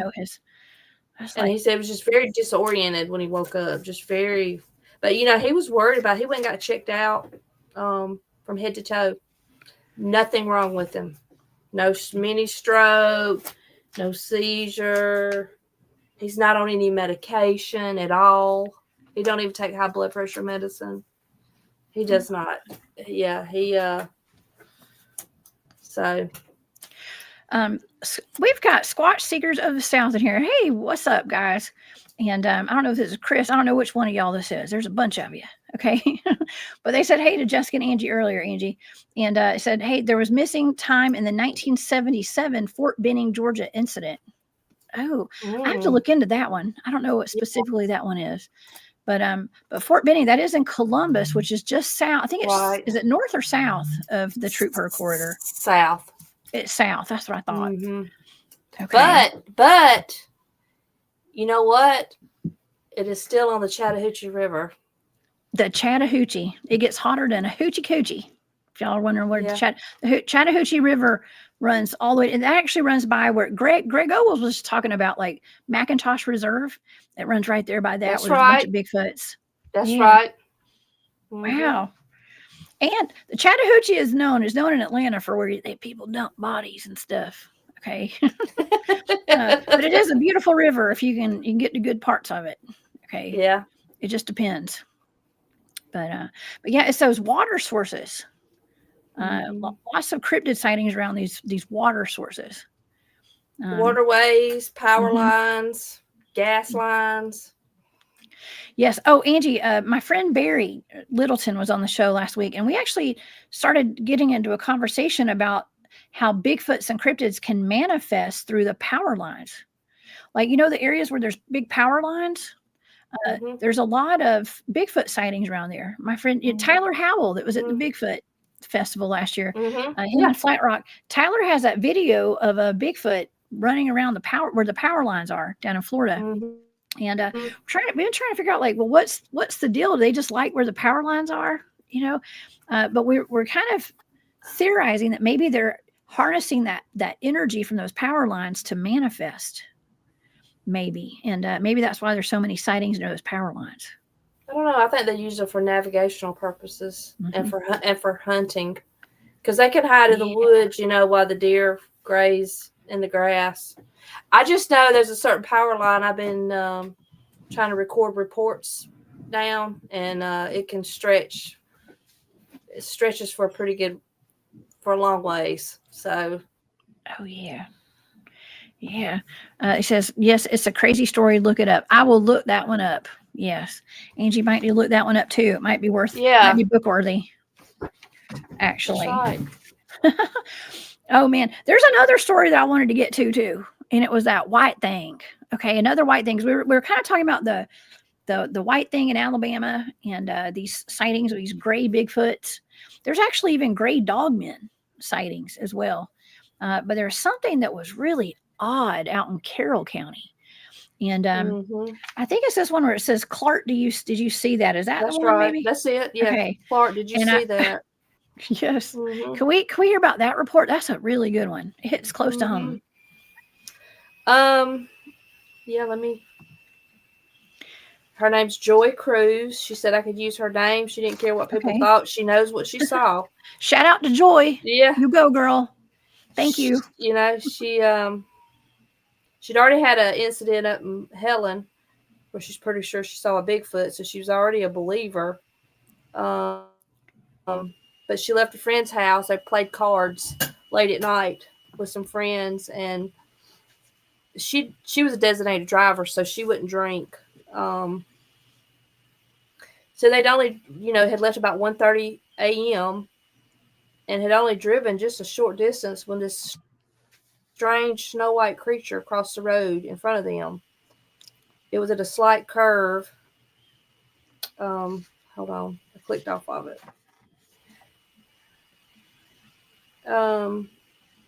I'm sorry. Give me 1 second. Yeah. This is a really interesting story. I remember in the story, it's like, was it her husband? He's been drinking a good bit. Oh, yeah, that's right. She said, I know it sounds crazy, but it was about the size of a half-grown buffalo. It was very thick. It walked like it couldn't bend its legs very good, and like it couldn't turn its head. Usually when you see an animal at night on the road, they stop and turn and look at your headlights, but this thing was walking with a purpose, like it had somewhere to go and never turned its head. I did not see horns, ears, any kind of facial features, only the extremely long, absolutely snow white hair. Because she can make sure I understood we're talking about snow white hair. She couldn't tell if it had hooves or paws. The hair was so straight. It literally looked like it had been straightened with a flat iron. Carried its head very low, like a buffalo would. And the head kind of looked round. She didn't see a face. She couldn't even see the front legs because the hair was so long. It was so covered in long hair. She said it couldn't have been a goat or sheep because the hair was too straight and very long. She did not see a tail. What stood out the most was the brilliant white color. I've never seen such a white animal. No stains, no dingy spots, but extremely long, snow white hair on a weird looking creature. Angie, I have the picture up right now that accompanied the report on your Facebook page. That was me doing that with AI. That was the best I could get. I mean, it's pretty good though. It does describe what she saw. I'm impressed. Yeah, I'm impressed. And I was trying to think, like, it's the size of like a small buffalo, basically. Okay, and it was walking like that. Now, there's a few things that this possibly could be, I guess, but this is out in Carroll County, right? This happened like in West Georgia. I had posted in Heard County looking for orb sightings. I was trying to find people that had saw the Heard County lights, and I think she said this happened just outside of Heard County. Yeah, well, Carroll is right beside Heard. They're next door neighbors. So, does it join Alabama though? Yes. Does Heard County go into Alabama? Carroll County does. Carroll County does. I don't know about Heard. I don't know. Let me look. Oh, okay. The Troup-Heard. Let me see. Hold on. I got a map right here. I'm gonna look it up real quick. I know it was just outside of Heard County, but I'm thinking it was towards. Heard touches Alabama too. Heard, Carroll, and Harrelson and Troup. Heard and Troup are actually on the Alabama line. Okay, so I'm thinking it's over towards Alabama right there. Just barely into Alabama. Whatever county that would be. Okay. I'm going to pull this up for the audience to see too, because I can't be stingy and not show everybody if y'all want to see this. I'm over here looking. It's all over here in the red, in those red counties right there. Down at the bottom. Down at the bottom, it's, what does that say? I can't even read that. Harris. Oh, Harris, yeah. Harris County, Troup County, Heard, Carroll, Harrelson, and Polk. Those are the ones right there on the side. Now, Floyd County, right above Polk up there at the top of the screen, y'all, that's where the werewolf reports have been. All those werewolf sightings and the family that got attacked by the werewolf a couple of years ago is in Floyd County. So it's all right there on the Alabama line, y'all. There's more Bigfoot sightings out there and Dogman and all that along this line. I don't know what it is. Okay. But a lot of reports, I mean, we get reports all over Georgia, Angie, of Bigfoots and Dogman. But that's just a map in case anybody is curious as to the area we're talking about. Okay. Oh my God. Okay, so let's get back to this animal though. So it I hate speculating, but it kind of it could also be like a Bigfoot that was like hunched over and bear crawling. I guess, because there's not a whole lot of animals that have long white hair like that. Was it some kind of the same thing? Like one of those cows or those, like a yak or something? I don't even know. Well, I think I asked her. I think I was like, well, Miss Joy, could it have been a Bigfoot on, belly crawling? And I think she said she didn't think so. But, she just said she was just so confused. And then after a few minutes, she said, Clark, did you see that? And he said he did, and he was just too scared to say anything because he thought he was drunker than he realized and was actually hallucinating.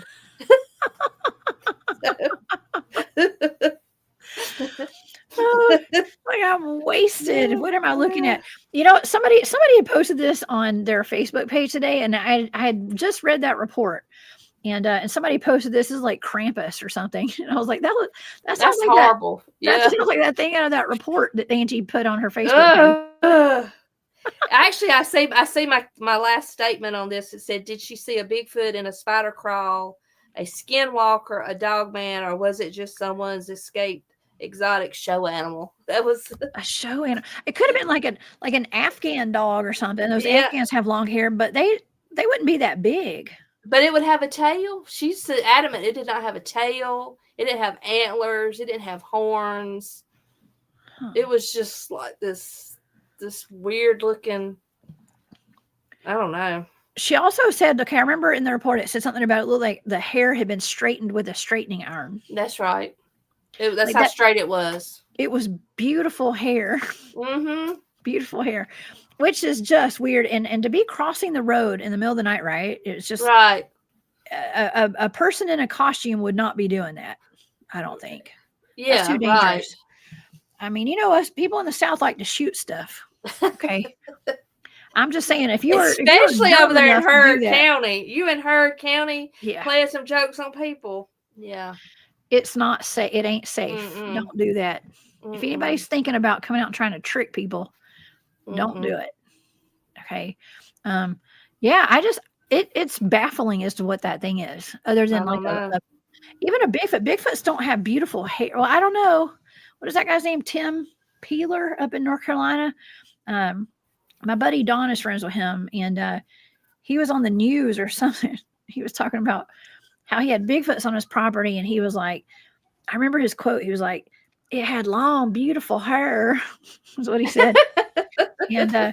And so they do have beautiful long hair sometimes, but that's just weird. I mean, and to show the audience, I know we've shown this already, but that's weird. Know. Angie, y'all have farm animals, right? Your daughter does. Definitely. Don't y'all have farms? She's got goats. Mm-hmm. I mean, do cows have hair that long ever?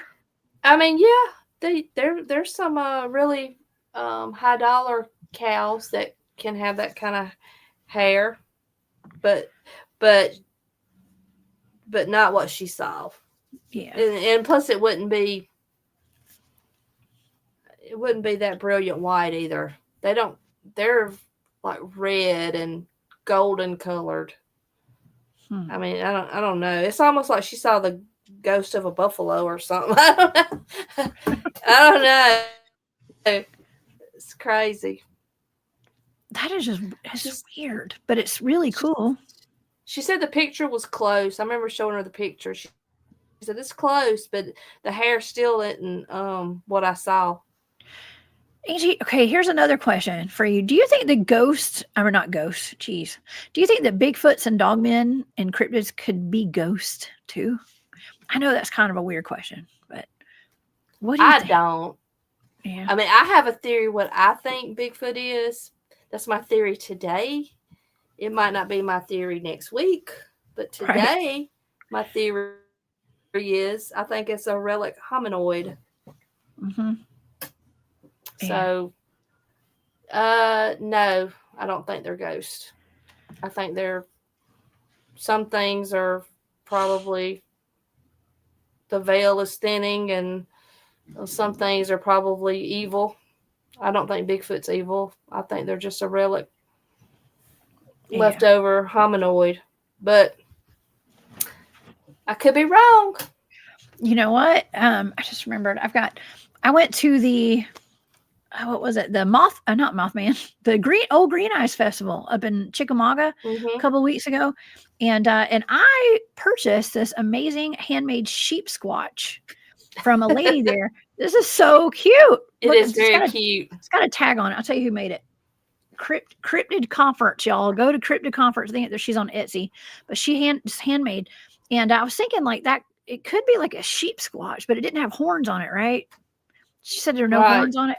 Okay. She didn't see any. So it's not that. Look, I also have another, I've got all sorts of toys over here. I got a Yeti that has horns too. So it's not either of those, I guess. But even it says, okay, so LB said sheepdog needing a haircut. Sheepdogs don't have beautiful silky hair like that though, do they? I don't know.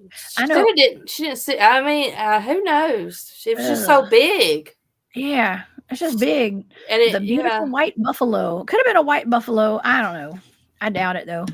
If it had hair that went all the way down to the ground like that. Yeah. Oh well, it's just another one to add to the list. Yeah. Okay. Something weird to add to the list of things that we don't know. But I don't know. Did we already talk about the Blairsville Bigfoot? We did, right? We did. Okay. If you want to talk about one, we can talk about the Pea Ridge Road Monster. Yes, let's talk about that one. That's the one that really got me into Heard County. Yes, let's hear about that one. So when I was a kid, my uncle, I heard him telling the grown folks about, I thought at the time it was his brother, but I think it was actually his cousin or uncle. But Pea Ridge Road is right there in Heard County, and they all lived in like little shacks. It was in the, I think in the 50s. And he had a bunch of hunting dogs, coon dogs. And he came in from work one night, and it was already after dark, and he was taking his shoes off. And anyway, he heard his dogs running something. So he put his shoes back on, took his gun out. He could hear the dogs down in the woods. So he walked into the woods. And before he got to where his dogs were, they moved. And so this happened 3 or 4 times until finally he found himself standing in the middle of an old like pulpwood road. And then his dogs came back by him running from something. And he heard something coming through the woods. So he knew to run. So he took off running. And they said he ran so fast that he ran past his own house and just dove into the front doors of my uncle's house. My uncle was a little boy at the time. And because they didn't have a front porch. So he just dove into their living room. You know, they were all in bed at this time, and slammed the door behind him, and finally got up enough nerve to raise up and look out the window. And when he did, he saw this huge black hairy creature standing on the edge of the woods. His dogs actually had went under the house, and he said he could feel the breath of it on his neck when he was running from it. That's how close it was. Mm-hmm. That was back in the day when we didn't have to lock our doors at night, right? His uncle's house was just unlocked. Right. Yeah. So, and they were shacks anyway, so he just busted through. Well, he shared the story, I guess, a little bit, and I posted that story, and when I did, I posted that story in a Heard County discussion group just to get some, to stir them up a little. I love to just stir them up, man. Yeah, stir the pot. Stir the pot. I said, let me go on and stir this pot today. So I did, just to see what people would say. Well, I had people I had another guy message me talking about, I've seen it. I grew up on Pea Ridge Road.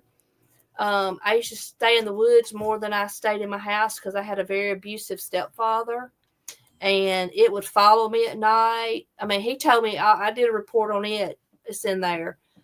He told me a lot of stuff. He said one night he was walking down Thompson Road, which is very close to there, and it would circle him.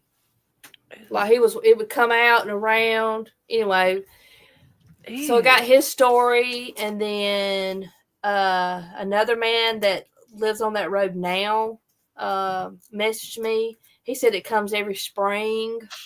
He saw it as a kid, him and his cousin. They were riding dirt bikes and rode up on one of them, and it was kind of gray. Look, I think that one was kind of gray. Well, then there was another woman named Mary.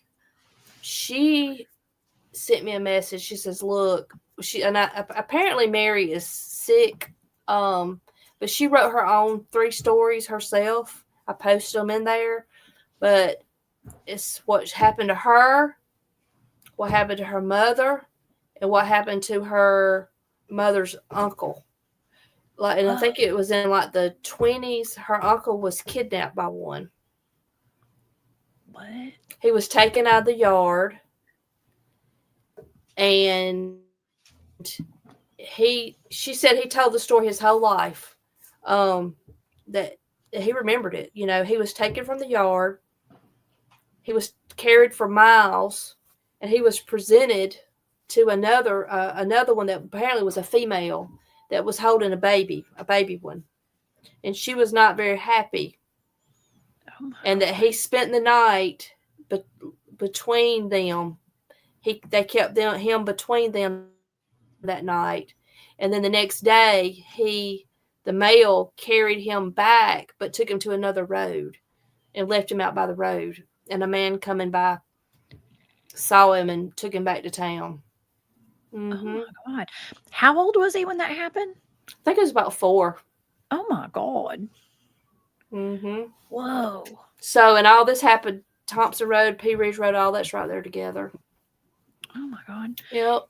You know, even today in modern times, there are tales of, kids getting lost in the woods at national parks, just in the woods in general. And they come back when they're found. A lot of them don't ever get found, but some of them have been found and they claim that they were taken care of by bears. Well, that's what it reminded me of the little boy in North Carolina. I think it was 2019. You remember he disappeared from his backyard.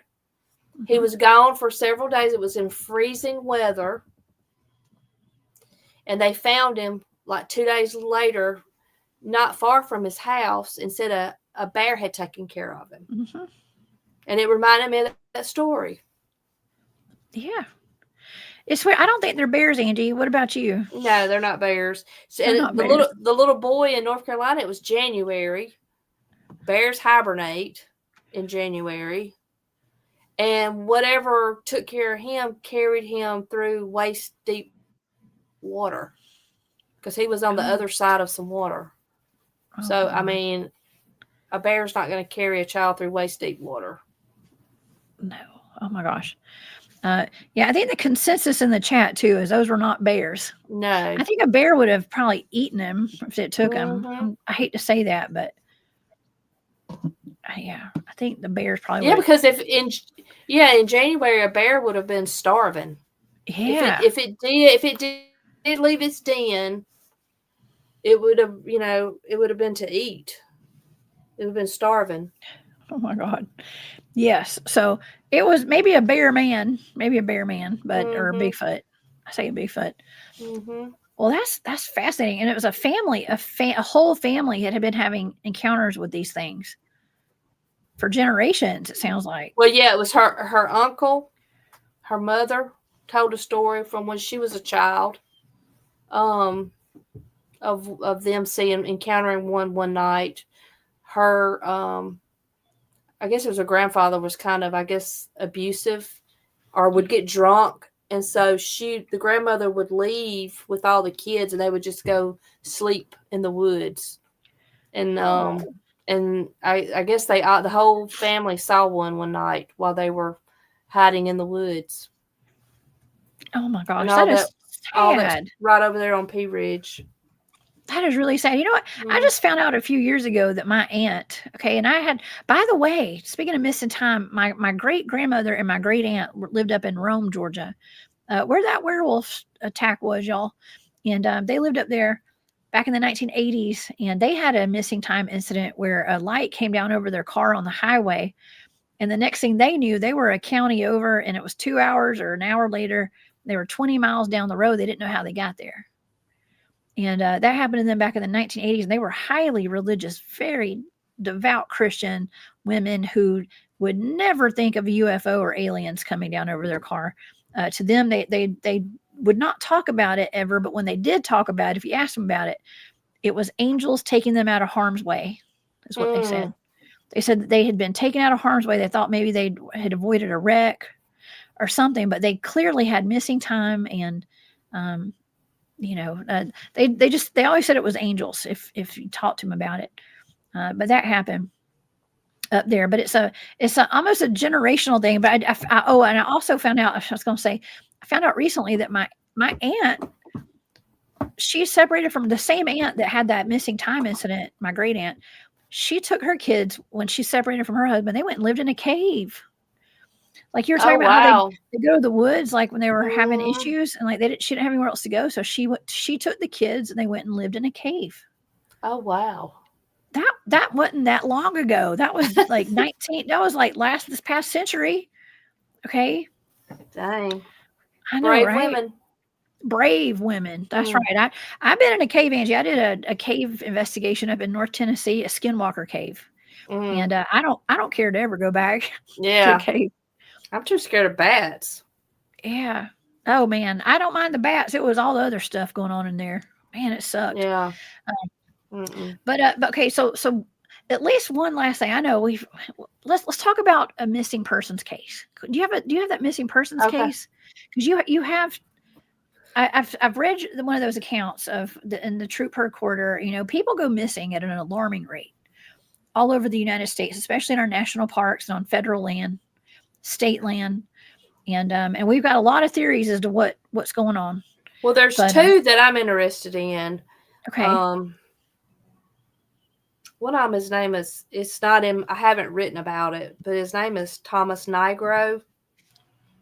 He's actually in the missing persons database.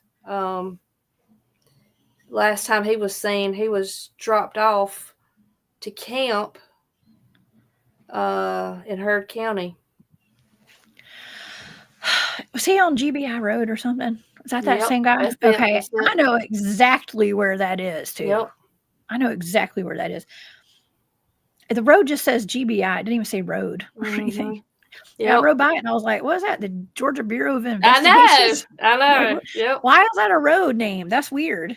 But I mean, you know, and I mean, who knows? I mean, I don't know. What's the weirder one though is the Christopher Tompkins case. Okay. Now it was in Harris County. Okay, here. So we just saw on the map earlier. Harris is the south of Heard and Troup, right? It's below, right below, but it's on that border. And we towards Columbus. It's towards Columbus. Oh, closer to Columbus, where Fort Benning is. And by the way, we have Mark Green in the chat. I'd mentioned Mark earlier. He's the one who invited me out to the Hollins hunt camp a while back, and where the man's arm was ripped off. Angie and the Dogmen were out there.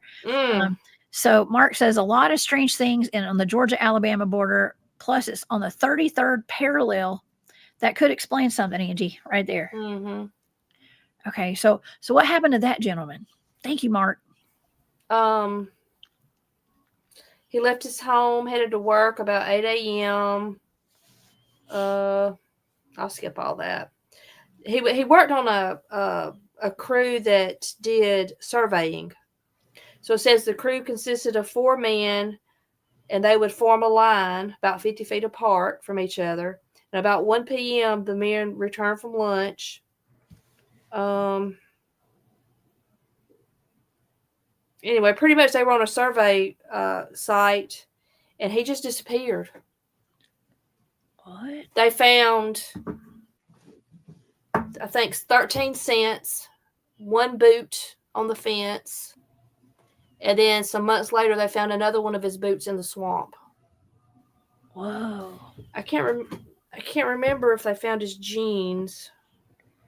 So they found his pocket change and a boot off the bat, pretty much, and then later they found a boot in the swamp. That's it. Well, it is where they're having all those alien abductions out there. And I mean, is he on the list of the missing 411 David Paulides group? One of those clusters? Do you know? I'm not sure. I do know. I wonder if there's a cluster right there. Let's look. Oh, go ahead. Sorry, I mean interrupt you. I know of a researcher that tried to find out about this case, and I think he got shut down. Uh-oh. This is an old map right here of the clusters, and I don't know. Let me see. Well, there is a cluster in Georgia right there. Oh my gosh, they've got a dot right there, right where the Troup-Heard Corridor is, Angie.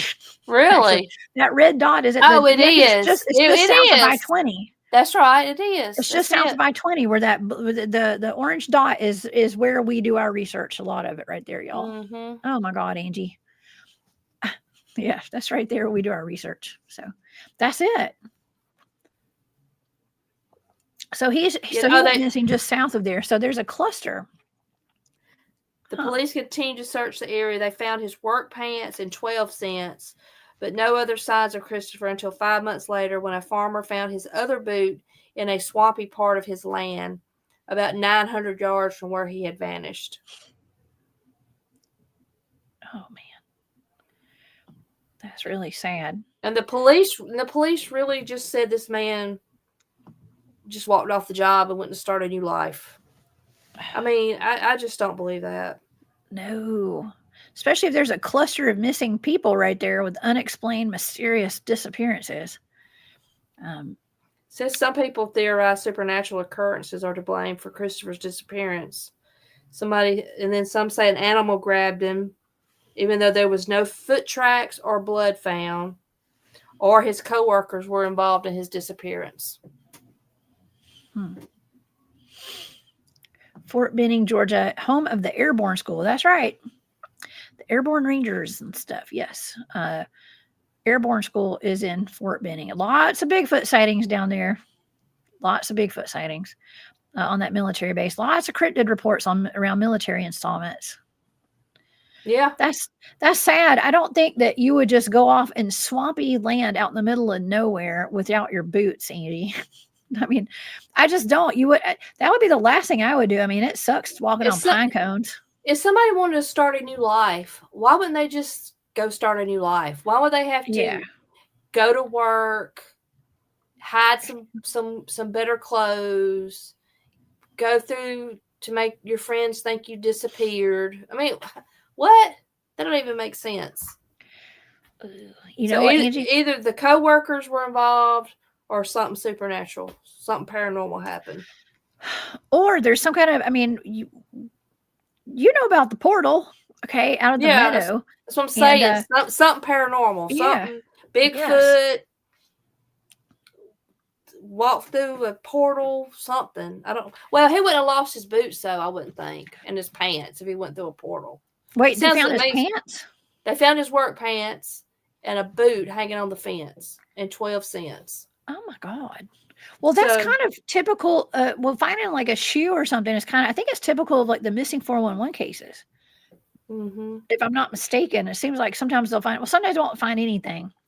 Sometimes they find a boot or something. I mean, it's hard to get a man's work boot off. Think about it. I mean, it was a work boot. They're laced up. How you gonna?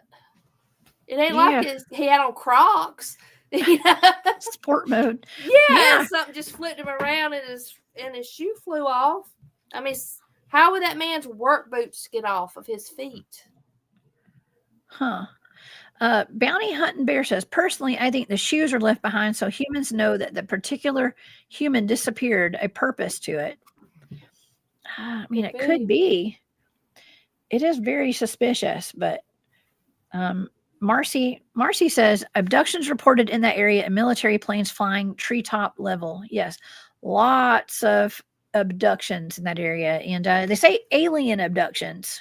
Okay, that John Thompson, is that the name that I pulled up earlier? Mm-hmm. John C. Thompson. Y'all look up his books. He's the one that coined that term Troup-Heard Corridor. And he's written at least one book on it. And actually, as a matter of fact, I had some research friends that went down to one of our camp spots with us, and they were talking about they said they had heard, I'm just going to say there's a rumor, there's some talk behind the scenes that there's like secret, maybe deep underground military base entrances around that area too. Okay. So, but that's just a rumor. I don't know the validity behind all that. But there could be a lot more out there than what we're told as far as military stuff goes and secret projects. And I mean, who knows, the portals and all that. I mean, they could be human made portals, kidnapping people and stuff. I mean, we don't know. But nonetheless, you've done some pretty fantastic research, Angie. Well, thank you. I'm impressed. Well, thank you. That means a lot. I appreciate that. Now, I've been wanting to get you on the show for a while because I was following you on your Facebook reports that you were putting up, and I was like, man, that would make for a great show to have Angie on for that. So and it has. It definitely has. Well, thank you. I appreciate it. Well, thank you for coming on tonight and talking about it. Man, it's just, we're trying to connect some dots here too. That's what I like to do is connect dots. Get the cryptid reports and the missing people reports and kind of like see if there's some dots we can connect with all this. And I don't think that like Bigfoot and Dogman are responsible for missing people, for the majority of the cases. But there's something else going on out there. Yeah. And for sure. I don't think we've been able to put our finger on it completely. So, but through if we can just keep combining, getting all the data, getting all the information, and then somebody out there can help connect some dots if we can't. So, yeah. So kudos, Angie. Well, thank you. That's awesome. Thank you so much for being here. Yeah. Let's talk a little bit about what we got going on next weekend. Okay. The Molena Bigfoot Festival. That's right. Let's talk about it. I'm scared because it's my first time speaking. It is so fun. Listen, I've spoken at least the past 2 of them that I can recall. You spoke at the last 3. Okay. Yeah. 3. Yeah. I'm missing time. I just missed a whole year. but I love it. It's one of my favorite festivals to go to. Yeah. And it's just fun and down home, and they put a lot of work into it, and every year try to make it better than it was the year before. It's always amazing. It's a lot of fun. Let me say, I've got a flyer over here somewhere. If people want to come see us, Angie is speaking. This is your first speaking engagement. Yes. And it's going to be so great, y'all. So if you guys are in the area, and if you want to visit the Troup-Heard Corridor area, and if you want to try your luck at getting abducted by aliens, y'all come see us, okay? Or even the Elkins Creek. We didn't even talk about the Elkins Creek Bigfoot, Angie. Oh, that's right. We hadn't even talked about it. Golly. So part of the reason that there is a festival down there in Molena is because, Angie, do you want to tell the audience about, I mean, I can get into the details kind of if you want to tell everybody about the Elkins Creek stuff.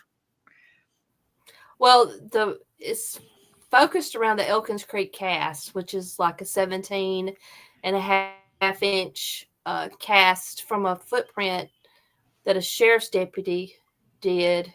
I think he did it did he do it in 97?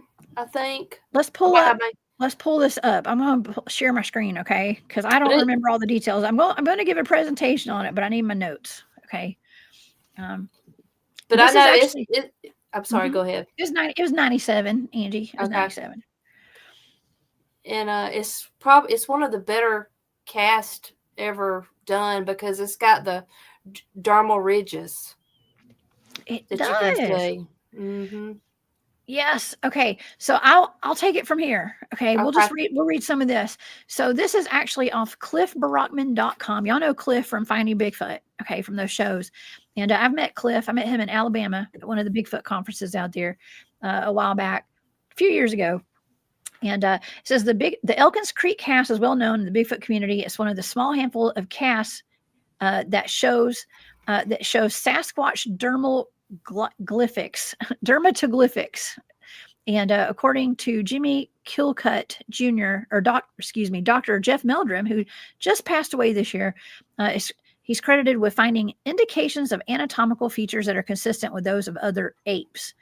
And if you want just a quick rundown by it, there, like Angie said, there was a farmer who has passed away by now.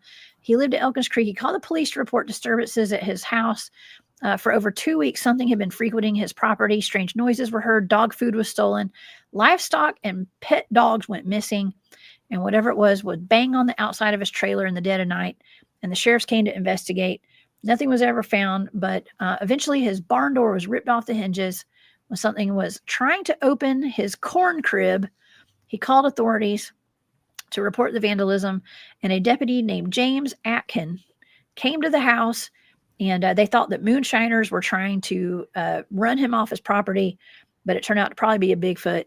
And that deputy, Aiken, went to go investigate. He went down by the river. There's a creek or something out there, and he found some really good footprints. And then he ended up taking those, going to get some casting supplies, and made some castings of these footprints. And this is one of the best ones. I think that when they shipped it off to Dr. Meldrum, it broke in half in the mail on the way over there to him.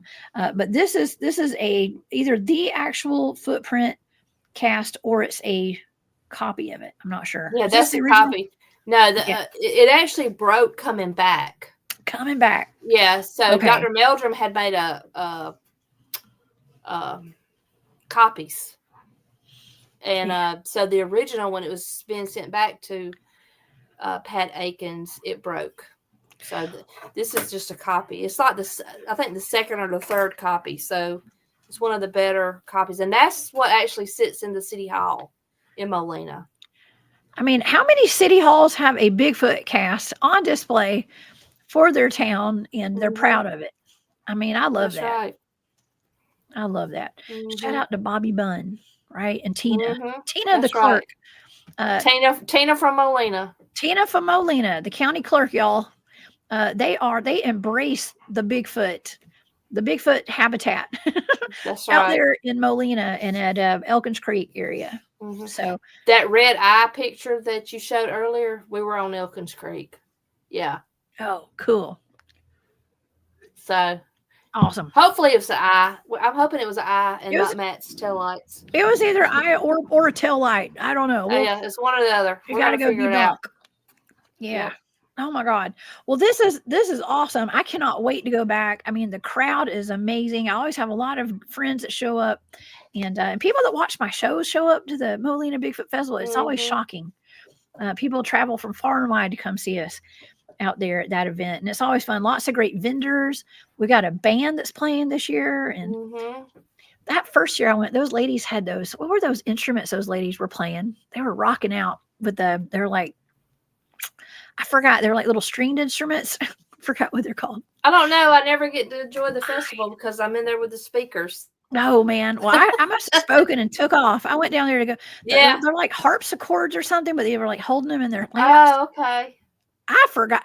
I was like, man, I felt like had been taken back in time. I was time traveling that day. It was great. I became a time traveler. Yeah, we'll have food trucks, vendors. They're doing a flag retirement ceremony that night. Just a lot of fun. DJ, music, got an animal show, wild animal show. And I don't know, but in the speakers though, it's limited seating. So a few days ago we only had 13 seats left. And I don't know what it is now. So if anybody wants to, they need to let us know so we can reserve them a seat. If we don't, we'll have some walk-ins if we don't reserve all the seats. It'll be first come, first serve walk-ins, what we don't, reserve.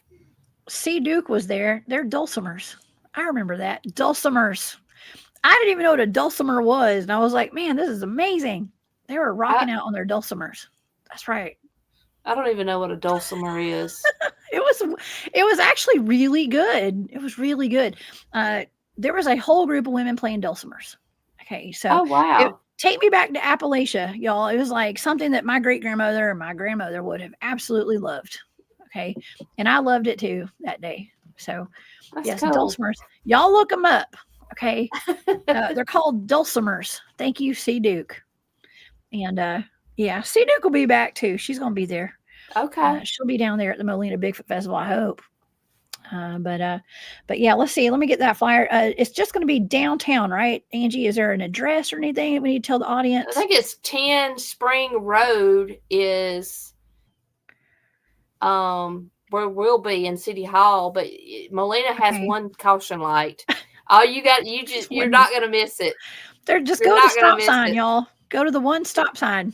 You're not going to miss it. But hey, look, all the festival this year, though, is going to be in the park. You know how it used to be some in the road and some in the park. Now it's all moving to the park. It's going to be opened up all throughout that field. And just the speakers will be over at City Hall, so there won't be a lot of traffic crossing the road right there. Okay, so and it's going to work out free. good. Free. It's free, y'all. Bring the kids. They always have a bouncy house. My son likes to bounce in. He's a little old this year. He's older, so he may not bounce in it this year. But it's a lot of fun. And so y'all please come see us there. And also, Angie, let's promote your book before we go tonight as well. Tell the audience about your book. Well, it's coming out very soon. It's Beyond the Fray Publishing. Beyond the Fray. Beyond the Fray. Okay, thank you. But it should be on all the major platforms, Amazon, anywhere you can buy books. It should be listed. So, I mean, we're talking hopefully in a week. Hopefully it'll be available. So and it's just a collection of about 40 reports and just some interesting stuff, a little food for thought. I talk a little bit about Nephilim, a little bit of Bible history, a little bit about Gigantopithecus, a little bit where are the bodies, just some, just some interesting little stuff about Bigfoot. So it's kind of what my presentation is. It's not, my presentation this weekend is not going to be from the book itself, but it's just going to be like a 30-minute blitz of just information. So Okay. just food for thought. Awesome. You know what? I'm trying to find, I'm going to look up Angie Go Squatching right here. Hold on. I didn't mean to pull it up already, but it's okay. Okay. Let me take this down. Angie, I cannot wait to buy me a copy of that and then have you autograph it. And that is amazing. I can't wait. Hopefully it'll come out before our event next week. That would be awesome. And also, I know. I that sure would be so wanted great. to do that. I was really counting on doing a book signing and a release, but it didn't work out. So it still could happen, but I don't think it's going to. Yeah, that's me running because I'm all scared. I know I get on people's nerves. Every time we're out there, I say, I'm scared, y'all. No. I'm always scared. I'm scared, but I do it anyway.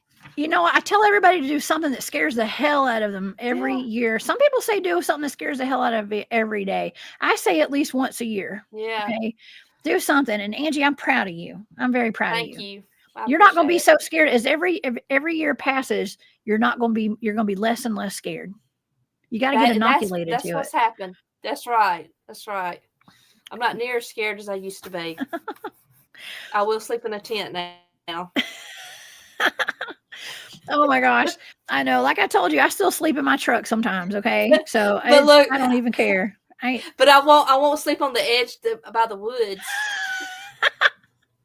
You got to be close to everybody else. I get it. I'll wait and see where everybody else is sleeping. Yeah.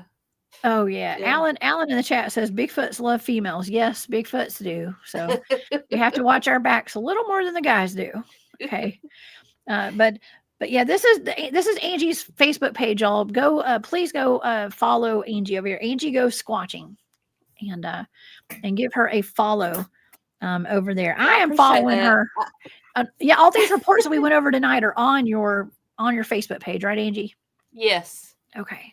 Wonderful. Yes. I appreciate the follows. I'm trying to grow my little page. Yeah. Hey, my crew will come and follow you. I promise. Thank you. Okay? I appreciate it. Yes. Okay. Wonderful. All right. Well, Angie, gosh, it's been a great Saturday night. I've had a lot of fun with you. I know. I can't wait to get back out in the woods with you sometime. We'll have to do some more Bigfooting soon. Yeah, maybe we'll put together a whole Troup-Heard Corridor themed show. Yes. I'll be better prepared next time. I think you were perfect. I think it was wonderful. I think it was wonderful. And you know what? I'm getting good at throwing stuff together last minute too. And us just knocking it out of the park. Yeah. Okay. And if we can do it, we can do it. I think it was great. Yeah. So, well, I appreciate you letting me come on. Of course. Well, we're gonna be supporting you with your book, and also I expect some of this chat to be at that event next week, y'all. Orders from Colonel Jones. I'm just kidding. But yeah, and we got Squatch Seekers of the South is still in the chat too. And they're coming. They're coming. Yeah, they reserve seats. Yep. Oh my gosh, they're so supportive. Thank y'all so much. They are. Yeah. I've been speaking at their event. Thank y'all so much for being here. I've been trying to watch their shows that they're doing now on Monday nights too. Oh yeah, always fun with them and Mr. Dale Boswell. Yeah. Yep. Yes, super awesome group of guys over there. And so yeah, thank y'all so much for being here. And so thank y'all everybody for being here tonight. Y'all are the best audience on the internet. We have the best chat on YouTube by far, in my opinion. Even though I know everybody's got good chats, but I'm partial to mine big time. And so yes, and I know Angie, you and I got gory with it tonight too. We talked about some gross stuff, didn't we? We did. That was great. And okay, so before we go, I'm going to thank Stargazer and for the Super Sticker and Midwest Night Watchers, and also Midwest Night Watchers, Jane and Gerald. Thank y'all so much for giving out those memberships to the Hunt Club that means the world to me. And thank you to all my members of the Hunt Club. It's our membership here on YouTube.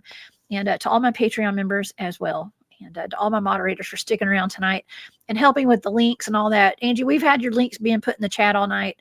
And so, yeah. So thank y'all so much for all your support. And please come back and see me. Y'all, I'll be back on Monday. Okay, Monday with another live show for y'all. Okay. And so, Angie, any final thoughts before we go? Any words of advice for the audience? Keep an open mind. Always. I love that. Keep an open mind, y'all. Yes. And yeah, y'all have a wonderful night. And please stay safe out there. Don't live in fear. Keep your head on a swivel because we are living in weird times right now. But just have fun with life, y'all. Have fun. Do something that scares the hell out of you. And we'll see you back here on Monday. All right. See you, Angie. Y'all have a wonderful night. Okay. Bye. And, bye, y'all. Bye, Angie.